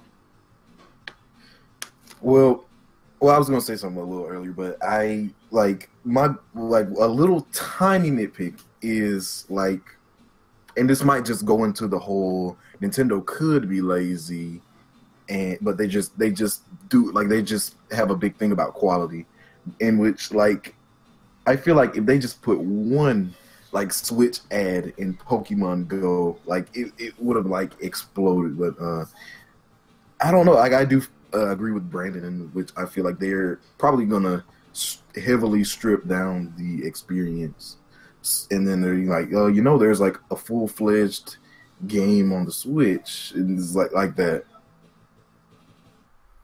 If I got that right. I think it might be like Pocket Camp. I mean, that game controls pretty much like Animal Crossing. There's just less stuff to do. Okay. I like Pocket Camp for a phone among phone games. It's really good. Yeah, I see what you're saying. Maybe what they could do is kind of make it like, well, it is called Mario Kart Tour, right? So maybe the name actually has some bearing on what you do. Maybe it's kind of like Mario Kart on tour. Like you go to different like areas, and it's kind of part of your job to, you know, build up some stats. Like I feel like RPG elements are really big on mobile games. You know what I mean? So I could see like some sort of cyclical thing going on where you go from point A to point B, you race around, you gather up different like stickers or bonuses that can really, you know, help to build up your brand, because you're Mario Kart Tour, right? You're on tour, you know, you have like some sort of sponsor in game, you know, and they can really play to that whole like sort of like mini NASCAR kind of thing. I could see that happening. It'd actually be really cool. Yeah. I was also Son Gohan. Oh, continue. Oh, my bad. I just wanted to point out real quick. Son Gohan made a really funny comment. He said, it's probably going to control like that remote control cart in Mario Odyssey. Oh, gosh. Oh, wow. I don't think anyone's going to like that. I mean, I like that, but that's obviously not meant to be easy. You know, it's meant to like really screw with your head. But another thing about the tour aspect is it could be like you touring different locations in the Mushroom Kingdom. Like every track is just like a different Mushroom Kingdom location. Like I don't think this is gonna be like, you know, it's not gonna have the F-Zero theme tracks. It's not gonna have Zelda or Animal Crossing theme tracks. I think they're just gonna stick to Mario here. So maybe it'd be like 8 to 16 tracks across different Mushroom Kingdom locations. Yeah. And so it's like you're touring the Mushroom Kingdom, and maybe like you said, Andres, you have sponsors or something, and you can like get more fans. And I could see them starting with just 8, and maybe after 6 months they'll add 4. Or is going to be out the window. Oh yeah, like there's no way they're going to have something like that. Yeah. And also Jakar, I see what you're saying, and actually both you and Brandon have sort of maybe kind of side more with you guys now, because Pocket Camp was pretty close to the Animal Crossing in a lot of ways. So I was surprised, but it was still like a, you know, a micro-sized version of it. So I mean, I see how this could be done. It makes sense to me. I will take the L here, okay? Because I can admit what I'm wrong. Even though I may not even be wrong. Right. Yeah, I could be right. Yeah, you could be right though. But, I've heard a lot of people say I see the value of what you guys are saying, though. So you don't really know. It's all speculation. I'll say the same for you. Like I've heard a lot of people contradict me and say like, "Oh no, I don't think that's going to happen. I think it's going to play differently from Mario Kart game," and that could happen. Like it could be.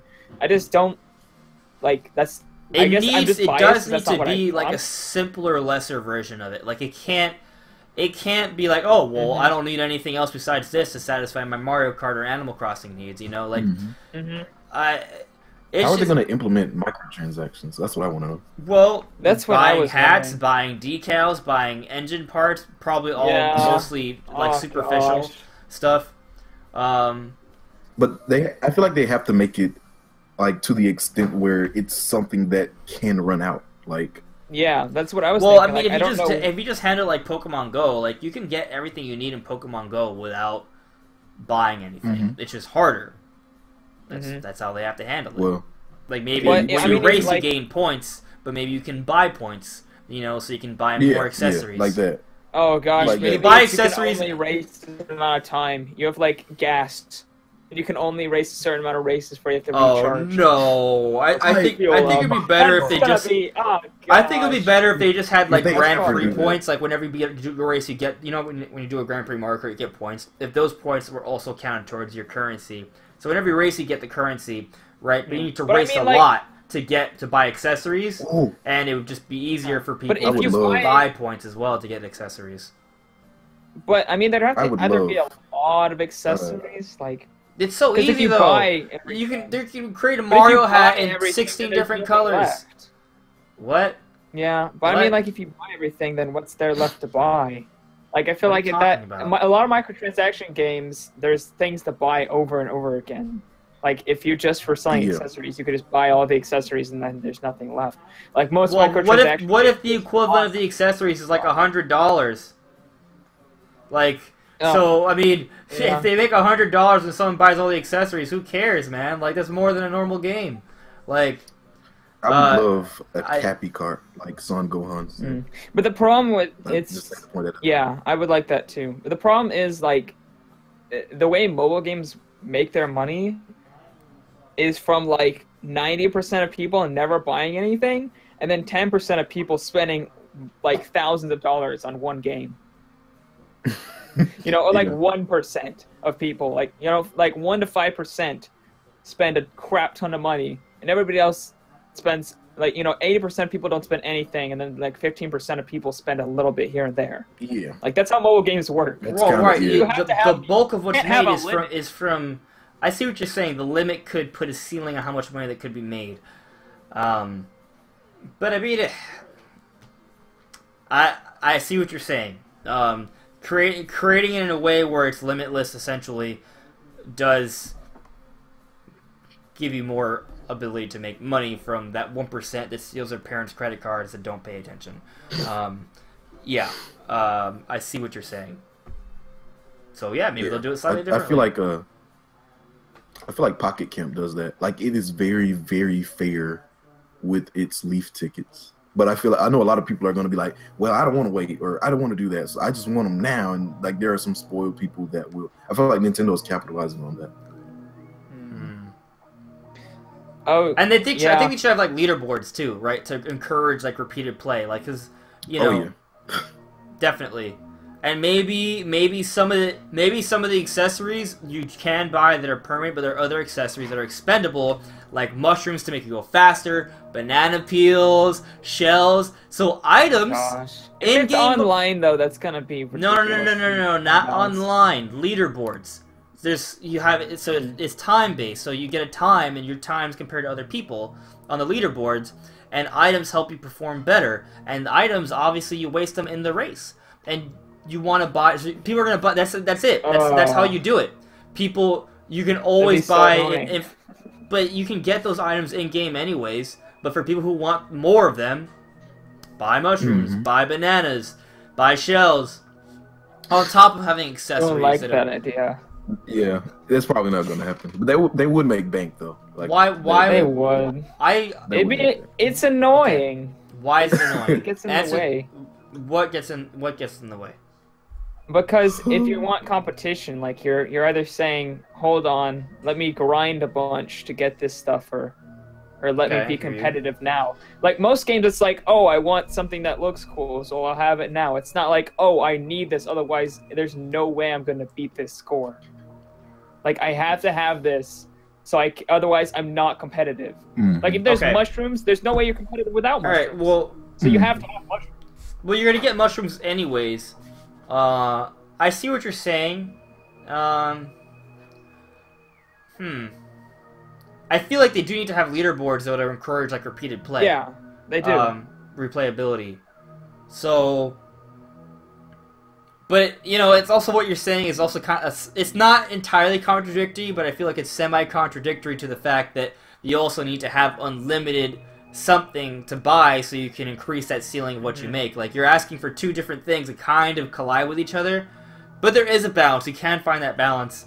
I don't know, maybe the items don't necessarily affect your time, but then it's just kind of like, why even have them? But yeah, it's weird. Let's put a pin on this and talk about... Oh, yeah. What were you going to say? Yeah, I just wanted to point out another one of Son Gohan's comments. I feel like they could do that, in which they highly encourage like being social about it. Oh, Pokemon! Like not Pokemon Tour, Mario Kart Tour. Good point, Son Gohan. I had to think about it for a moment though, because like, I mean, I don't want it to be exactly the same, you know, because it's like, oh, let's just reskin Pokemon Go as Mario Kart Tour.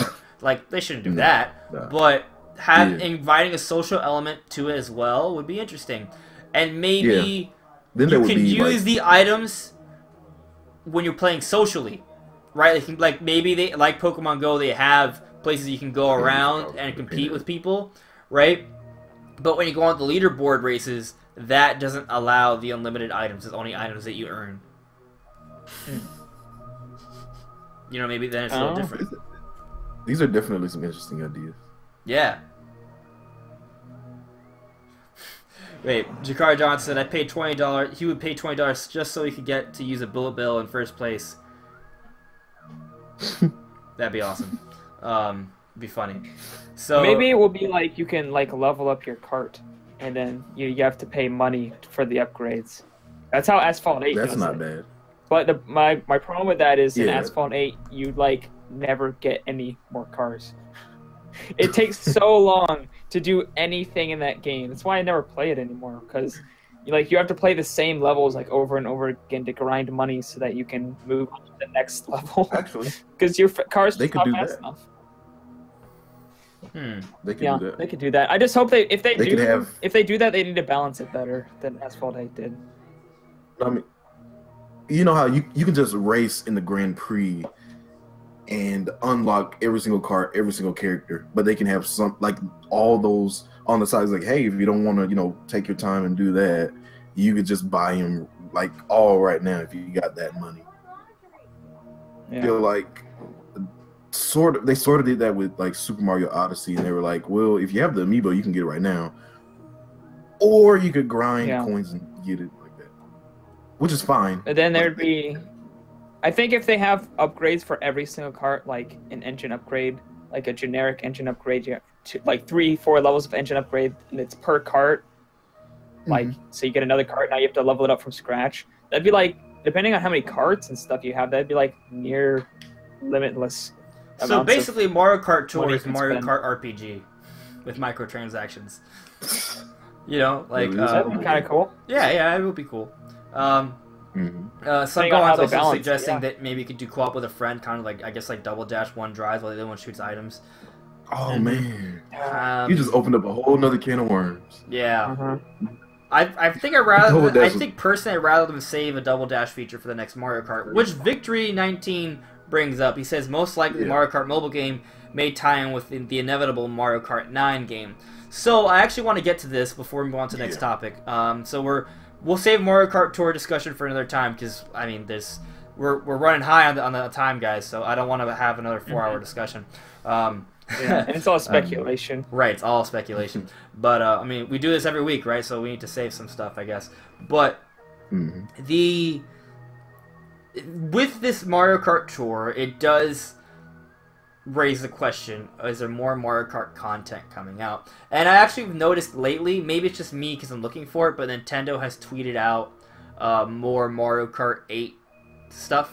And there may be nothing to that. They could just be doing that because Mario Kart Tour was just announced, But it does make me think, hey, something for Mario Kart could be coming really soon.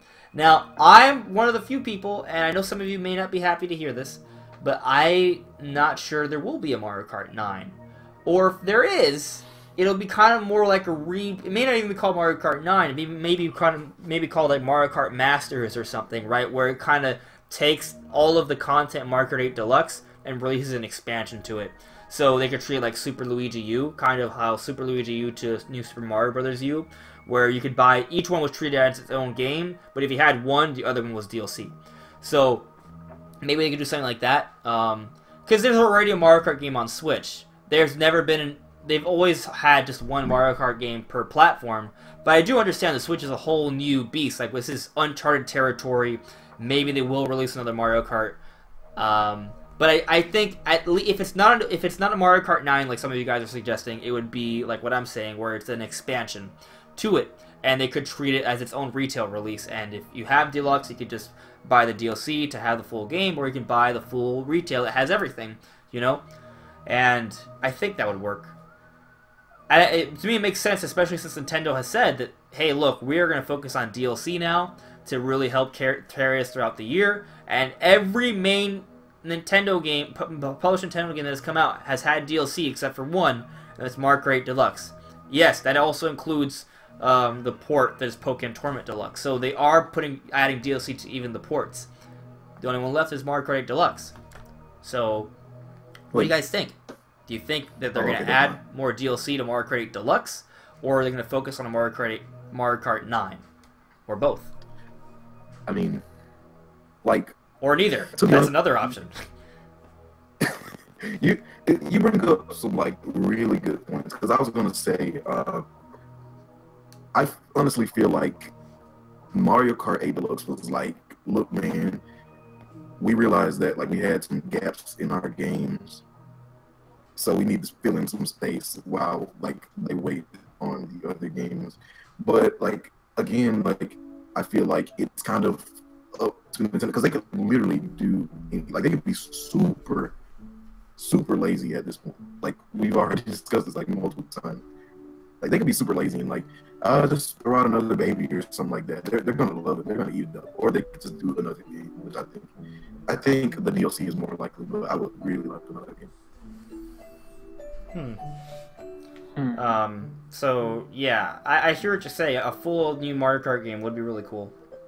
I'd be happy either way, but I do think a DLC is slightly more likely, in my opinion. I think they could do both. I think they could release some DLC for Mario Kart 8 Deluxe maybe late this year or next year, and then 2021 or 2021 they release Mario Kart 8 or Mario Kart 9, excuse me. I think if they did release Mario Kart 9 though, I think it would be like some big like change, like maybe going back to the Double Dash formula, or maybe pulling like a Diddy Kong Racing and having kind of like an adventure mode to it, or like a world. And I don't know if they would even give it the Mario Kart 9. I don't think they'll call it Mario Kart 9, because not every Mario Kart is called, you know, Mario Kart number, right? Like, or just it just so happens that there was Mario Kart 7 and Mario Kart 8. But also keep in mind, Mario Kart 8 was supposed to be a play off the Circuit 8 sort of thing. So, I don't think the next Mario, even though it may be the 9th Mario Kart, I don't think it's going to be called. Actually, Mario Kart Tour could be considered the 9th Mario Kart, you know? And then Mario Kart 10. Like, they're not going to always be numbered, is all I'm saying. So the next Mario Kart that comes out on Switch may technically actually be the 10th Mario Kart. And it could be Mario Kart World, Mario Kart Masters, Mario Kart Nintendo Universe, as Son Gohan has suggested, with adding a whole bunch of other characters. So that's just something I want to point out, that I don't... If there may be another Mario Kart coming, but I don't think it would be called Mario Kart 9. Also, to what you were saying, Brandon, if they do go with a DLC route, but they still are working on another Mario Kart, but you still think it could hit Switch, maybe I could see it kind of be like, for example, people have talked about maybe Nintendo, like 3 or 4 years from now, releasing a Switch that runs on the X2 or X3 or something from Nvidia, right? So it's kind of like a PS4 Pro, sort of Xbox One X sort of upgrade, right? Where it can play games at a higher graphical fidelity, but you can still run the same games on this piece of hardware. And maybe, since that would be kind of like a pseudo new generation, they would release Mario Kart 9 to go with it. But you could still maybe play the older Mario Kart on the system. That might be something that could happen. And the thing is here, and now this is not my idea. I thought about it, but like I heard this from Game Explain, but they were talking about how like the Switch is kind of like uncharted territory because it is a system that already has a Mario Kart, but it could have another Mario Kart. You know, like we don't know how they're gonna handle the situation, and like the way they're gonna treat it when it moves on to the next system, we don't know. It's both a handheld and a home console, so does that mean they won't have another system? These are things we're not entirely sure about because there's no history on it. It's new territory for Nintendo, so it's really hard to predict what they're doing. Actually, it's always been hard to predict Nintendo. It's only extra hard now because it's new territory. Oh, yeah. So, because it's like they're going after, just a real quick tangent, it's like they're going after the crowd in the casual crowd in a lot of ways, but they're still, you know, being very astute about going after the core crowd. It's crazy. It's like they're really shaking it up. Yeah, I would love it actually if Sun Gong was still talking about Diddy Kart Racing. I would love it if they were to kind of make it kind of like a Diddy Kart Racing sort of thing. In fact, what if that's what they did? What if they had the Mario Kart DLC, right? But instead of creating a whole new Mario Kart, they create a Diddy Kong Racing that has like kind of like that open world exploration.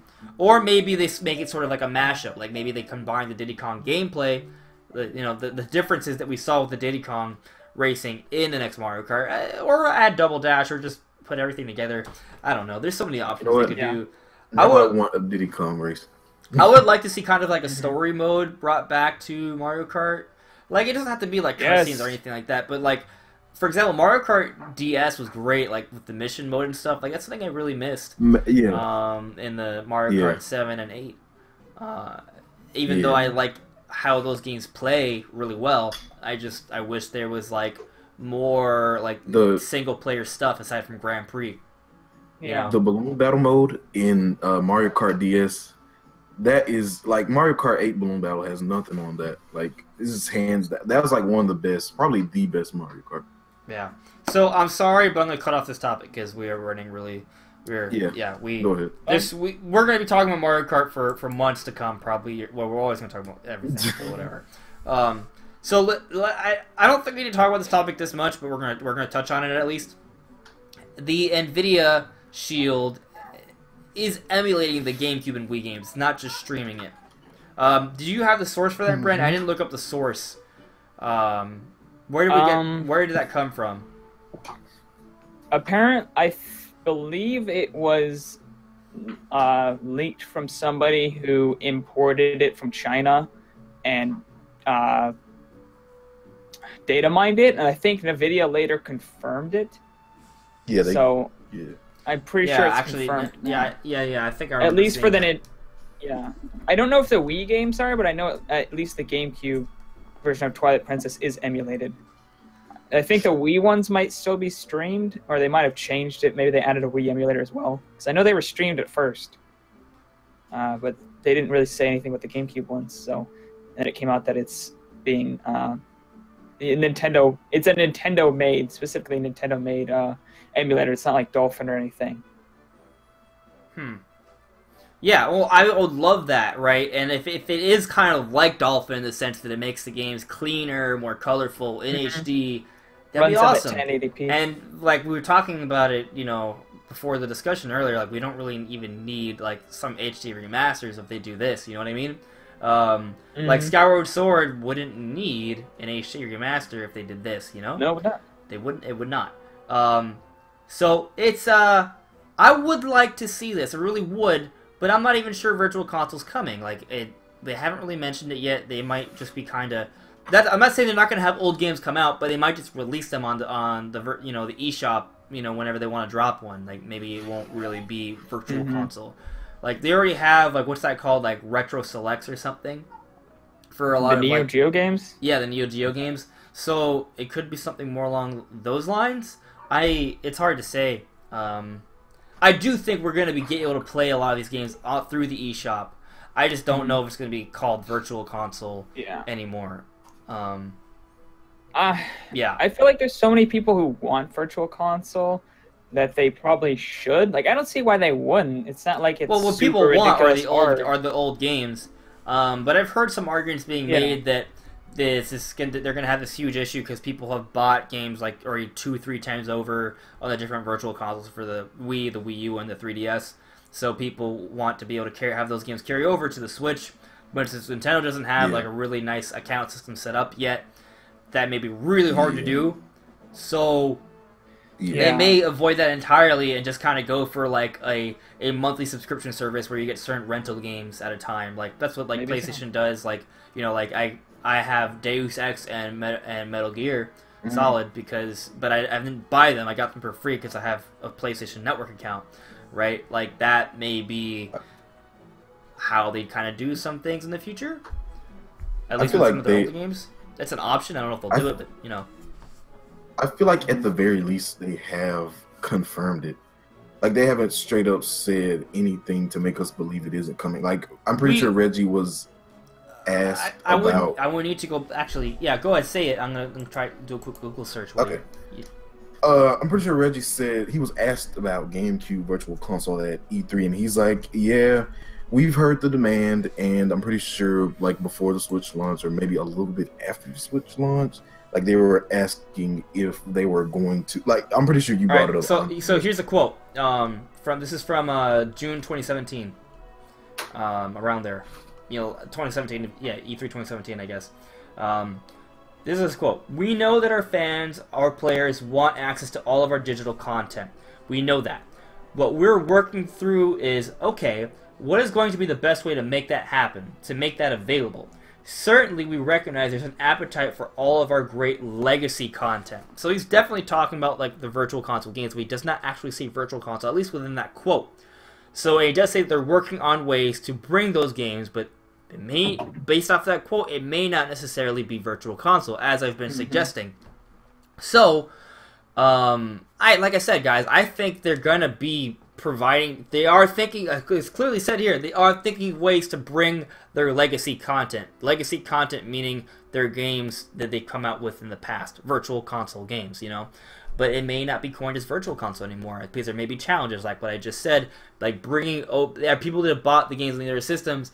They may want to be able to transfer that over, but it may be hard to do that. They may kind of consider like a sort of like a rental service, or maybe they just I don't know. There's different ways they could tackle this. But for one thing, I'm pretty confident with is that they will bring these games over. I don't know how many of them, but at least some of them will come to the Nintendo Switch eShop to some capacity. I think we were getting it. And we do know, by the way, that although they didn't track your digital software purchase before, they have started doing that now. So potentially, if you bought a Virtual Console game on the Switch 2 would be able to tell that you bought it and you could transfer it over. So they have the infrastructure now, and I think they could implement that on the Wii U and bring Virtual Console games. I think the reason they might not have done that for the ports is because they're enhanced, and two, it doesn't count all the people who bought them physically, but you can't buy Virtual Console physically, so it would count for everyone who bought it. So they might be able to do it for Virtual Console on the Wii U. Like if you bought it on the Wii U, you get a discount on the Switch. That might be possible because they just put in the infrastructure.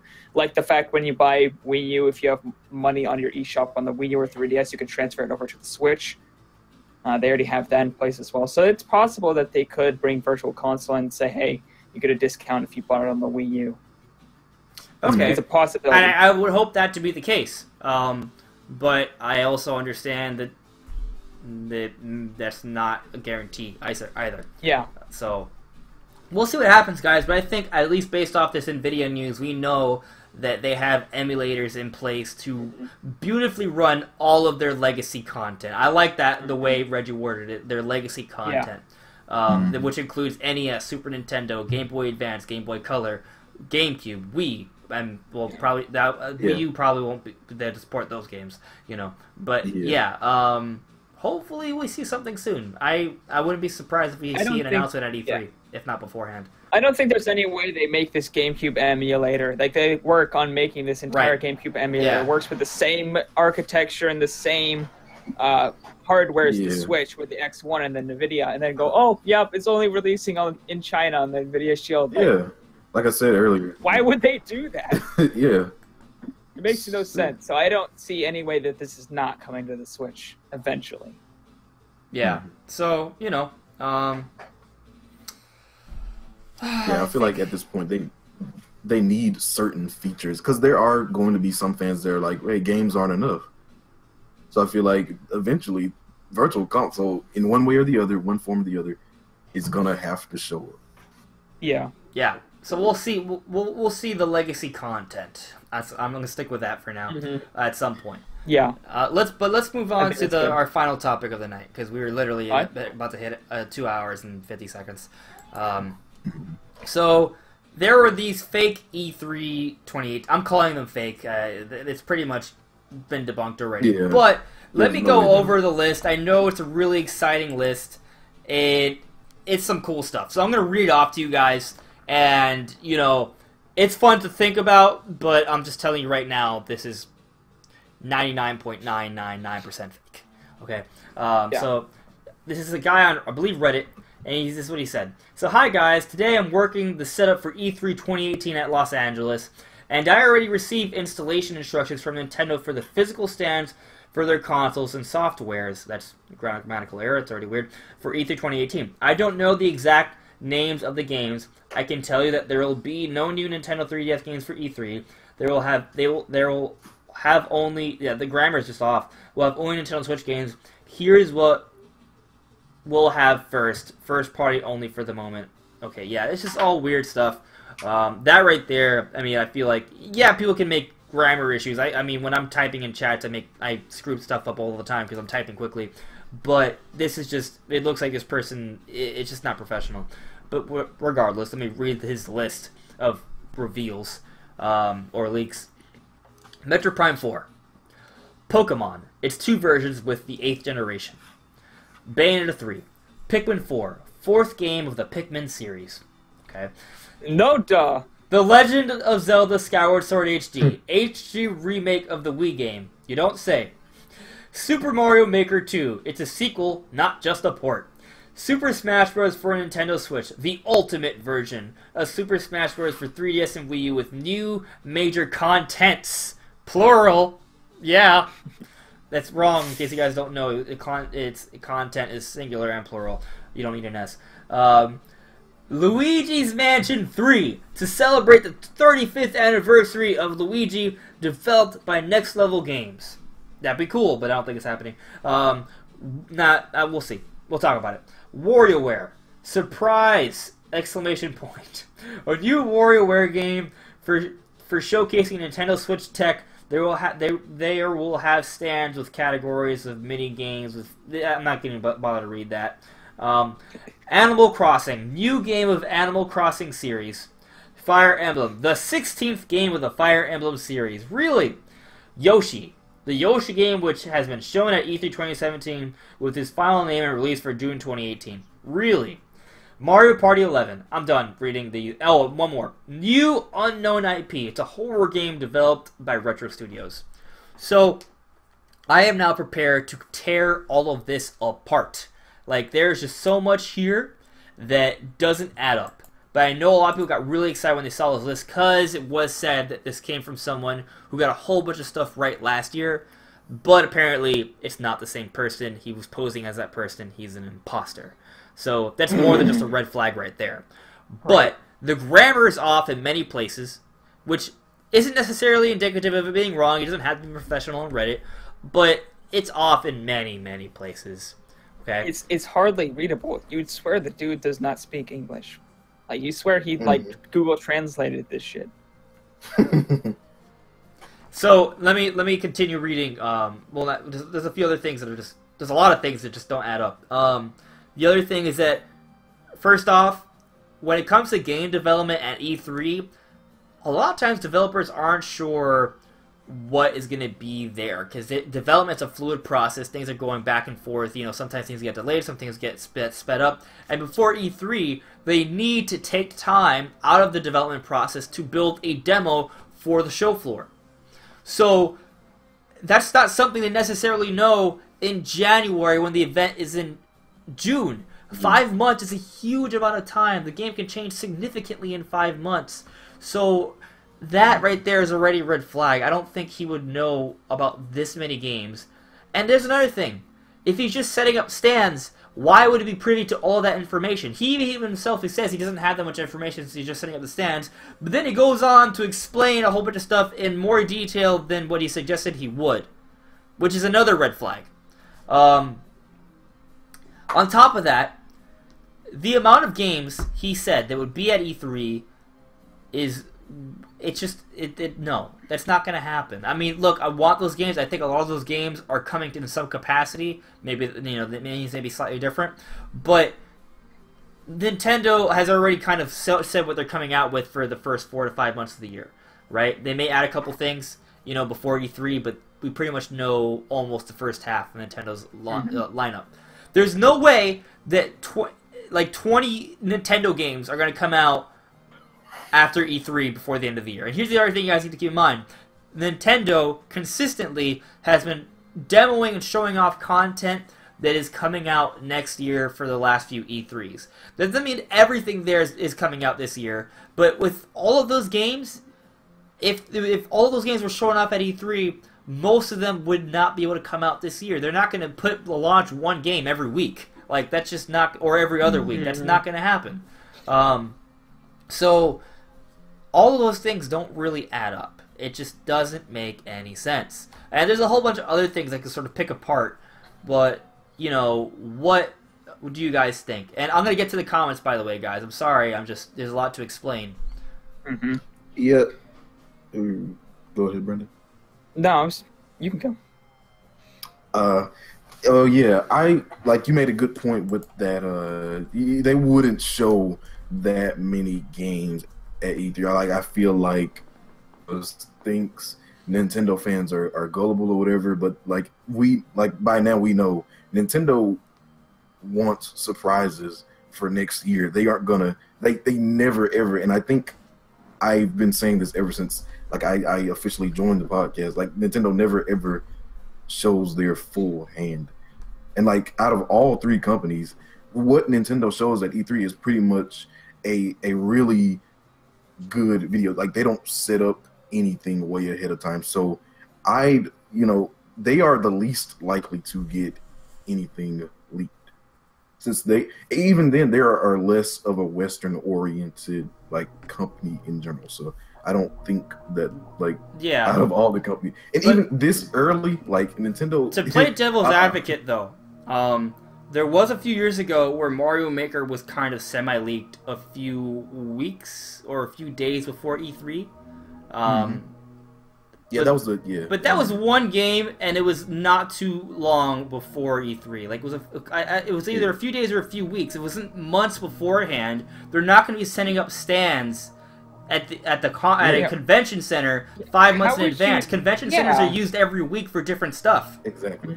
There's no way they're setting up stands 5 months in advance. 5 months early. You don't have an E3 building that's only for E3. Right. No, it's rented out all the time by different companies for different stuff throughout the year. There's no way they have space to be building stands in the middle of the show floor now. And I think what I hate the most about it, and it's this is just the internet in general, and I know that this is probably going to be a thing forever, but what I hate the most about it, it's so blatantly and obviously so just not even, just half-baked. I know for a fact that he got someone, and someone's going to be looking for Luigi's Mansion 3 at E3, and someone's going to be like, well, Nintendo doesn't know what their fans want because they didn't confirm this random person's E3 rumor list. Oh my god. So I want to get to the comments because I know a lot of you guys are talking about it right now. So, and we'll get back to the things. So first off, Victory was asking, have you guys heard of Call of Duty?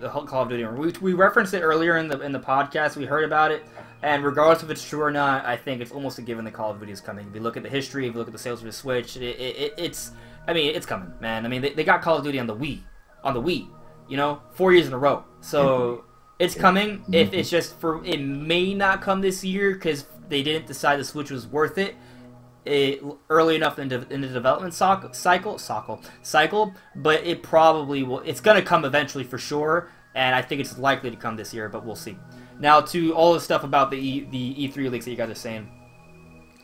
Yeah, Jakar Johnson. Some of the things on the list will probably eventually come. Yes. Even though nearly 100%, we're almost all nearly 100% sure it's fake. It's like 99.99 and 99 and 99% sure. Mm-hmm. Like, most of the stuff on the list is going to come eventually. And a lot of it is going to be coming within the next year or two, I think.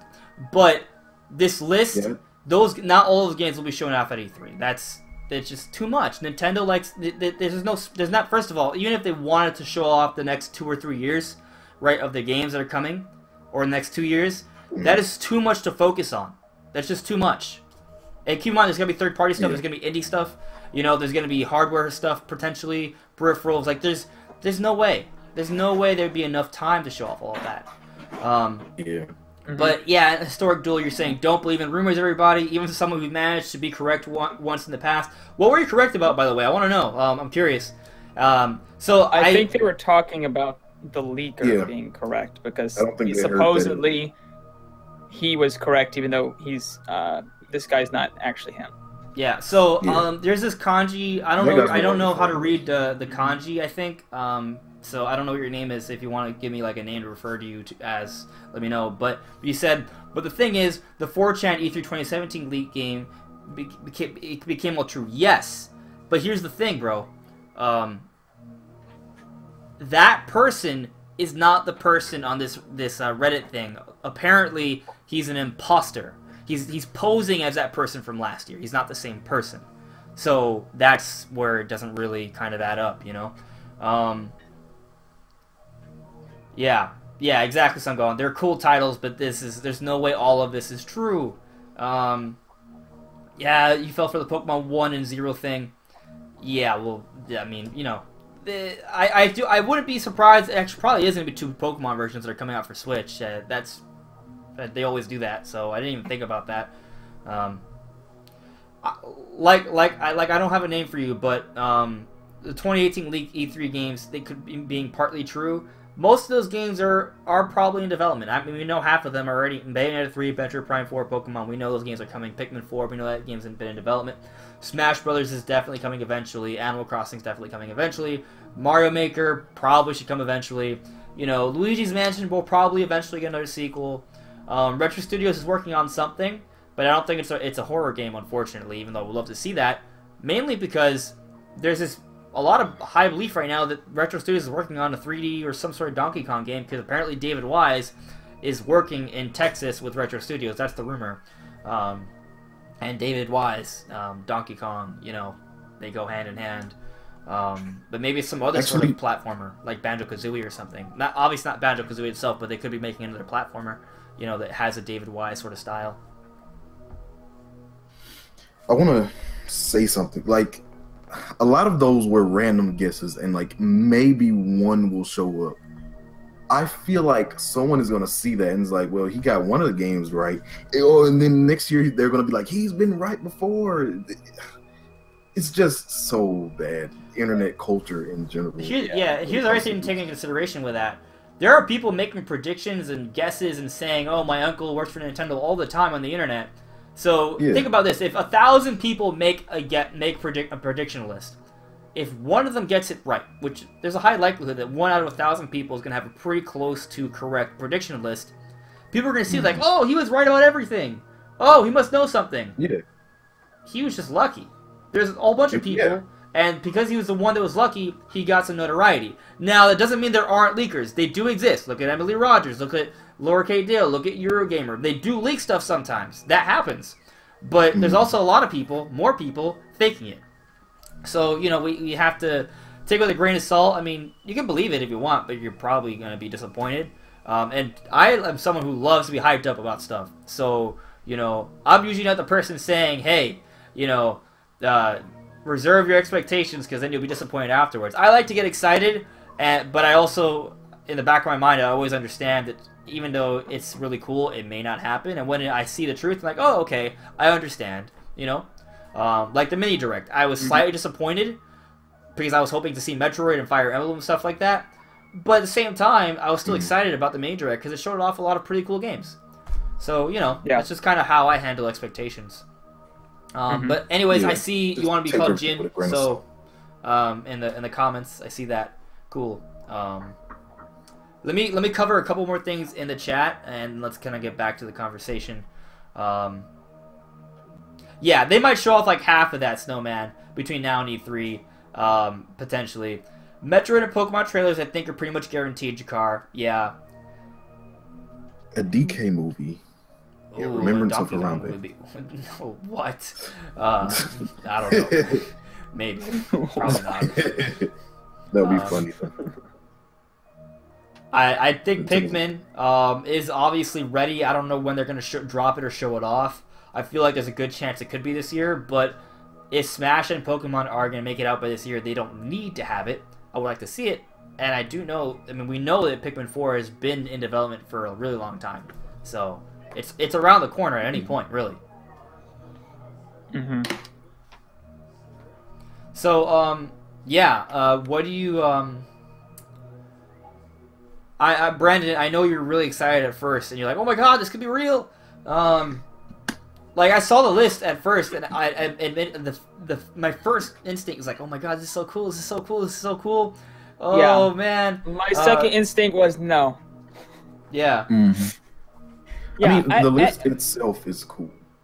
Yeah, it's a cool list. Like, I would like a horror game. I would like a horror game developed by Retro. Right, That- or that- I would just like to see Metroid take that Alien, you know, sort of direction. Yeah. Like I mean, it is inspired by Alien, so like to kind of go Mother back to brain. its roots would be awesome. I mean, Yeah. Pop Slayer was talking about that earlier for a movie, so. Mm-hmm. Mm-hmm. Yeah, I don't know. Luigi's Mansion, I mean, that could happen because there's been a rumor, like, a year before the Switch, like, before the Switch was actually announced, there was a rumor that they're working on another, Luigi's Mansion. It was going to be Luigi's Mansion 3 for the Switch. So that could happen, I guess. The weird thing about, Mario Party 11, is it's supposed to be made by the people who made 9 and 10, even though those games sucked, and Nintendo knows nobody liked them, and they know that they sold like absolutely garbage. Well, it's So also why would the they Wii use U, those people so again? The Wii U sucks, so that's why they sucked. No, but there were games in the Wii U. If it was a good game, like they sold well. Well, I mean, here's the thing, man. Just because a developer sucks doesn't mean they're gonna destroy it. It's like, oh, you can't make games anymore. No, you still make Mario Party games. Like, maybe they'll rework some things. Maybe they'll have someone still bring in a different director to overlook things, or give them suggestions. But that doesn't, just because they didn't make a good game doesn't mean that they're gonna never trust them ever again. They still own them. They're still a resource. So, Mm-hmm. I want to look up what was the last game Intelligent Systems made, because I don't know. Luigi's Mansion 3 will be. Oh. Luigi's Mansion Man, 3 yeah. is not crazy. That is not crazy. Andres, we can't hear you. You can't hear me? You muted yourself on accident, I think. Luigi's Mansion. Really? I would like it to go back to. I mean, if it's a thing at all, which is probably not. Can you hear This me? year, at least. Yeah, we can hear you now. Okay. You muted yourself for a second on accident. I don't Yeah. think I did, but whatever. I saw the mute button come up on your little screen. I don't know what I happened. hear you. I really don't Yeah. know. But it doesn't matter. We're good, right? So, Yeah.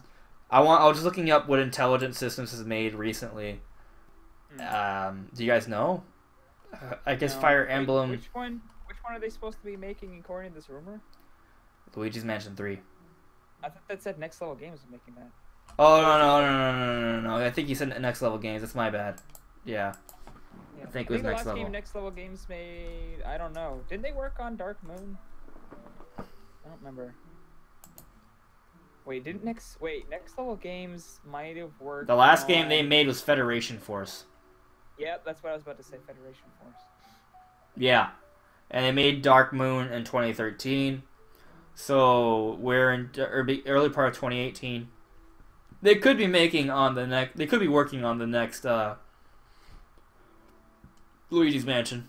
It would be currently in development if it's happening. And like I said, that's not crazy. That could be real.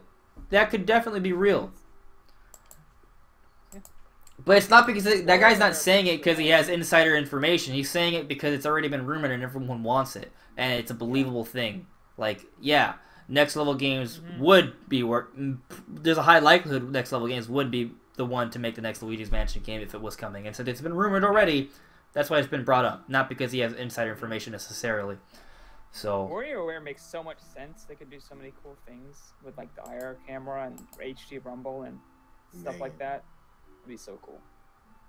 So I could see that happening. Like I could see a lot of this stuff happening. I just don't think this guy knows what he's talking about. Like I think it's just coincidence that these things seem to kind of line up a tiny bit. Like I don't think all of it would be announced this E3. I could see this being announced across 2 E3s, like this E3 and next E3, or this E3 and sometime. Yeah. But I don't see all like most of the games are going to come sooner or later. Like it's just not all in one E3. So Kevin Rivera is asking, have you guys mentioned the rumors about COD coming? Yeah, we did mention it earlier. We think it's probably coming this year, but if not, definitely next year, for sure. Oh, they can barely hear you guys now. Huh.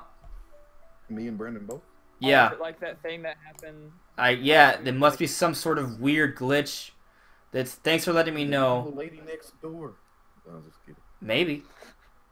I wish. Let me see if I can go to settings. This is my own personal settings. But yet, cross-platform. I don't know why Sony is being so stupid about that. But yeah, that will soon be a standard. I feel like Sony is gonna have to do it whether they like it or not eventually.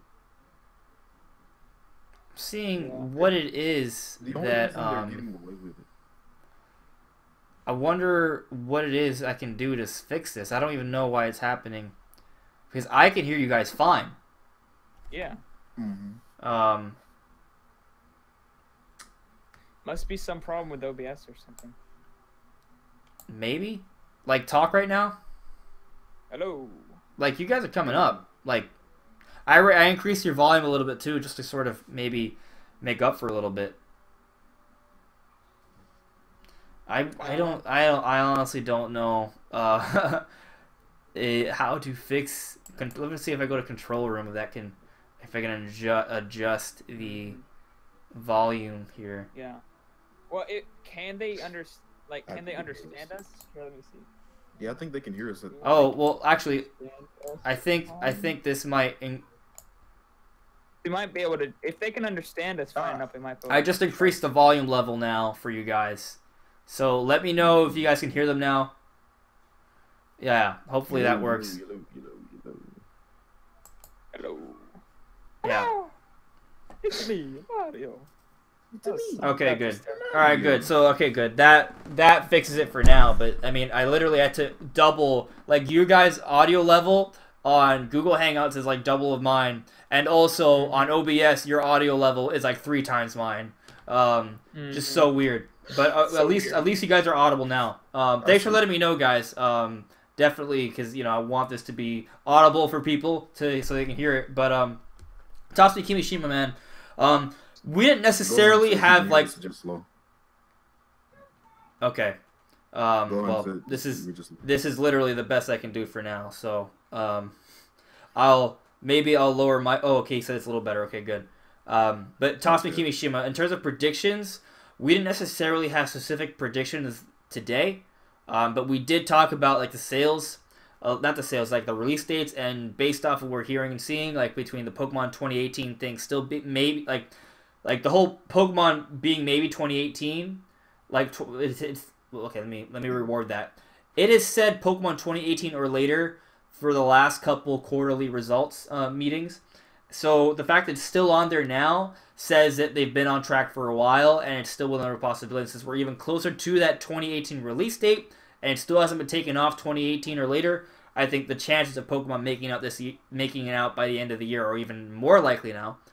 And because Nintendo has announced that the online service is coming in September, a lot of people, myself included, are thinking that Smash Brothers is going to come out around that time as well. And there is some historical context. Like first Smash Bros. Coming out in September. I mean, Smash Bros. 3DS came out in September. So it makes sense. So we're at least predicting Smash Bros. And Pokemon for 2018. Everything else, it's a toss-up, really. But kind of going back to, before I got distracted by the whole audio issue. What was I saying? I don't know. I don't know exactly what I was saying. I'm but not sure. yeah, we got a little lost there. But basically, yeah, most of these games I think are going to WarioWare. WarioWare. Were we? Yeah. Okay. Maybe I was distracted because I was looking up what next level games has been developing, and the last game they made was Federation Force, so they could be working on another Luigi's Mansion. WarioWare, see, the way they say it, though, that it's like a tech demo showing off the Switch's like capabilities, they already had that. It was 1-2-Switch. Why would they have that? I don't think we need any more of those. Why would they have another game a year and a half later dedicated to showing off the Switch's capabilities? What? No, like, maybe they'll have WarioWare that does take advantage of the Switch's capabilities, but it won't be, its purpose won't be to highlight that, I don't think. It's not going to be a tech... Yeah. So I don't understand. I would like a Wario adventure game, more just a traditional Wario. Like, game. wasn't there like a Wario Land on GameCube that was kind of centered around him exploring and like just getting a bunch of coins? Crazy good. I would like one of those. Maybe so. He's like a way better Mario. Like he's rude and like he's greedy. It's Wario. I need another Wario. He's the Vegeta of the Mario games. No, yeah, Snowman. The rumor does mention Fire Emblem, but it's like lower on the list. I mean, Fire Emblem's like a given, right? Like, I think we expected to have seen Fire Emblem already. I wouldn't be surprised if we see Fire Emblem this month in a direct. But I definitely think we're going to see Fire Emblem at some point this year. I think that's all but guaranteed. What do you guys think? Yeah. Yeah, I don't think they would. I don't think they would announce it to be like 2018. I feel like they were pretty far along. Which one? Fire Emblem 2018. Oh yeah, they already said it was coming out in 2018. I don't think they're going to delay it. Yeah. So Kimishima asked me. So do you know how many months they release a Pokemon game after they show off the first footage? Because I know Nintendo likes to wait a while, but I'm not familiar with the Pokemon company. So a couple things. One. Lately, Nintendo has been showing us stuff like within a year of its release. Lately, but that could just have to do because of the whole Nintendo Switch launch, so that could skew things a little bit. But in terms of Pokemon, pretty consistently, what that happens is that maybe somewhere between a week, a couple of weeks or so, between a month or so, they will show off the next Pokemon game that's coming out. Okay, I didn't say that correctly. Basically, almost every year a Pokemon game comes out, they will announce and show off the Pokemon game somewhere between a month or a week before E3, and the game will come out by November. That's happened pretty consistently, like for the last almost did that. Like almost every And Pokemon game, almost every single Pokemon game has done exactly that. So, what I would expect is to see Pokemon at some point this summertime, and it come out this November, assuming that if our belief is true, it's coming out this year. But let me say this though, I did touch on it earlier. You may not have been here for this, but the Switch is uncharted territory. This isn't the same thing. This is going to be the first console Pokemon, so they may not handle it in the same way. In fact, they're already handling it differently, because if Pokemon Switch, like if this was like just another handheld Pokemon game, they would not have announced it last E3. They would have waited until like May or June to announce the next Pokemon game, to at least show it off. So like, it's already being handled differently here. So the trend may not be exactly the same now because it's uncharted territory. But if it's coming out this year, definitely you're going to see it at E3, guaranteed. And I think there's a good chance we'll hear about it before that, if it's coming this year. I agree with that. Yeah. So, Cynical, I think we agree with each other. Mid-spring, that's probably around the time they'll show it off, and it'll come out in late fall. Yeah, definitely. So, is there anything else that we want to sort of jump on with these fake E3 leaks? Is there any more questions you guys have? Because it's time to end the discussion. So, if you have any questions, send them now, because I think we're gonna end this discussion within about 5 minutes. So yeah. Mm-hmm. Anything else you guys want to touch on while we wait for any potential questions? Smash Port or Smash 5, says Tatsumi Kimishima. You tell us. I think it's going to be the Smash port that so heavily increased they branded it Smash Switch. I think it's going to be like a middle ground. Yeah, like it's going to be like a Splatoon 2 where it's clearly built off of the original. Like they use the same engine, but they build upon it and they add a lot more content. Mm-hmm. Yeah. Yeah. So that's what I'm thinking. Smash 4.5 or maybe some Smash 4.9. A lot more single player content and the 3DS content in HD. Uganda Knuckles, obviously Snowman. Yeah, because he would know the way. You do not know the way. Oh, but he might. If you have to question that. Yeah. So I guess so. Yeah. Yeah.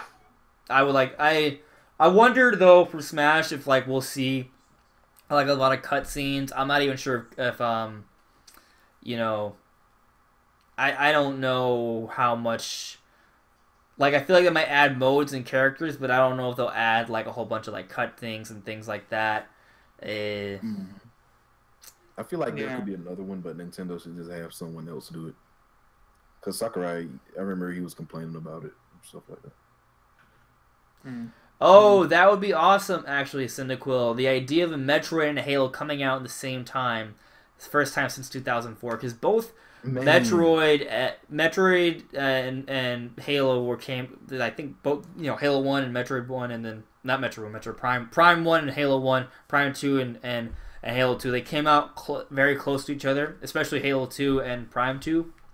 So there's always been kind of a comparison between the two games, even though they're very different, but they're both like the first-person shooters. Even though Metroid's more like it's kind of like a comparison between Skyrim and Breath of the Wild, to be honest. Like they're different, but they're not really the same. I think there's a bigger difference. I think it's a bigger difference between Skyrim and Breath of the Wild. Well, maybe Twilight Princess maybe Twilight Princess to Oblivion would be more of a more fair analogy, right? Before Twilight, for sure. Like it has a medieval. They both are medieval settings. They have swords. You fight enemies. There are dungeons, but the dungeon, but aside from that, the gameplay is incredibly different. It's handled incredibly differently. The same could be said. Like, yeah, they're both sci-fis. Yes, they're both in the first-person perspective. Yes, you shoot things. Yes, there are aliens and there's a war going on. But aside from that, they are like completely different. So that's pretty much it. I mean, I think we're at the end of this discussion, guys. Let me see. Sun Gohan said a Smash where you can play Switch 2D like play mode, like Street Fighter style, and also 3D style like Smash has always been. That'd be interesting. Right, yeah, Cynical. They have a similar sci-fi setting. Kimishima's asking me, so do you think the two summer games will be Yoshi and Pikmin 4, kind of like ARMS and Splatoon? No, I don't think that. The only reason, actually, maybe so, because I think they do. I think they do fit the summer like theme, but maybe. The only reason I said no initially was because like Splatoon and ARMS are like very multiplayer centric, obviously, and Yoshi and Pikmin 4. Well, they could have multiplayer in both of those games. So I see them as single player experiences, but they could have a strong multiplayer aspect to them. Mm-hmm. Yeah, maybe actually. I don't think you really need the multiplayer in summer. No, not necessarily, but I don't. Yeah, it could be. That could be the case. So, I realized music was off, but it doesn't really matter. Anyways, because it sounded like really quiet to me, but yeah, guys, I guess that's it. I guess we're done here. Is there anything else you guys want to say to like just cap things off about these leaks or what we may see at E3? Obviously, this is still early February. There's still a lot of things we're going to talk about between then and now. I got nothing. Actually, Sun Gohan, that's an interesting topic. can we do a subject on a potential potential characters for Smash Brothers? Absolutely, great idea. Let's do it. We're gonna do it. So yeah, everyone. So that's the topic we can cover next week. We will talk about our Smash predictions in terms of characters and rosters and other stuff. So yeah, we'll at least have a mini topic there. I don't know if it'll be the full topic. Well, it depends how the week pans out. Like if, for example, if Nintendo announces the 3DS 4, then we're gonna have to talk about that. You know, that's not gonna happen though, so don't worry about it. All right, everyone. It would be funny if they just announced the direct. Yeah, right. It's possible. It could happen tomorrow. Tomorrow, direct may be announced. So we'll see. But Like, I don't. Take that going. Yeah. No Smash roster predictions for you this week. Ha ha ha. We'll see. We'll at least cover it a little bit for a few minutes, if not more major thing, for sure. And if we don't cover it majorly next week for whatever reason, we'll definitely have like a discussion about that at some point. But for all intents and purposes, for now we will. So yeah. And Cyndaquil, I don't know, man. Like some of the posters I just ordered from Amazon, and some of them like I picked them up like when the Mario one I got from GameStop when I pre-ordered Mario Odyssey. So, but like the Wind Waker one, I ordered it online off Amazon. So yeah, that's it, guys. They have a lot of really cool ones on Amazon. Mm-hmm. All right, everyone. Yeah, I got the Smash one from Amazon as well. But anyways, everyone, thank you so much for watching. Thanks for coming by. I will see you all really soon. And if you guys are not subscribed to Lil the Deity or What About Nintendo, check them out. The links are in the description below. I double-checked this time. They didn't copy and paste over it like last week. So, yeah. And for the record, if you guys didn't see Coloco last week, check him out as well. Just go to the discussion from last week. Check out his channel. He's pretty awesome.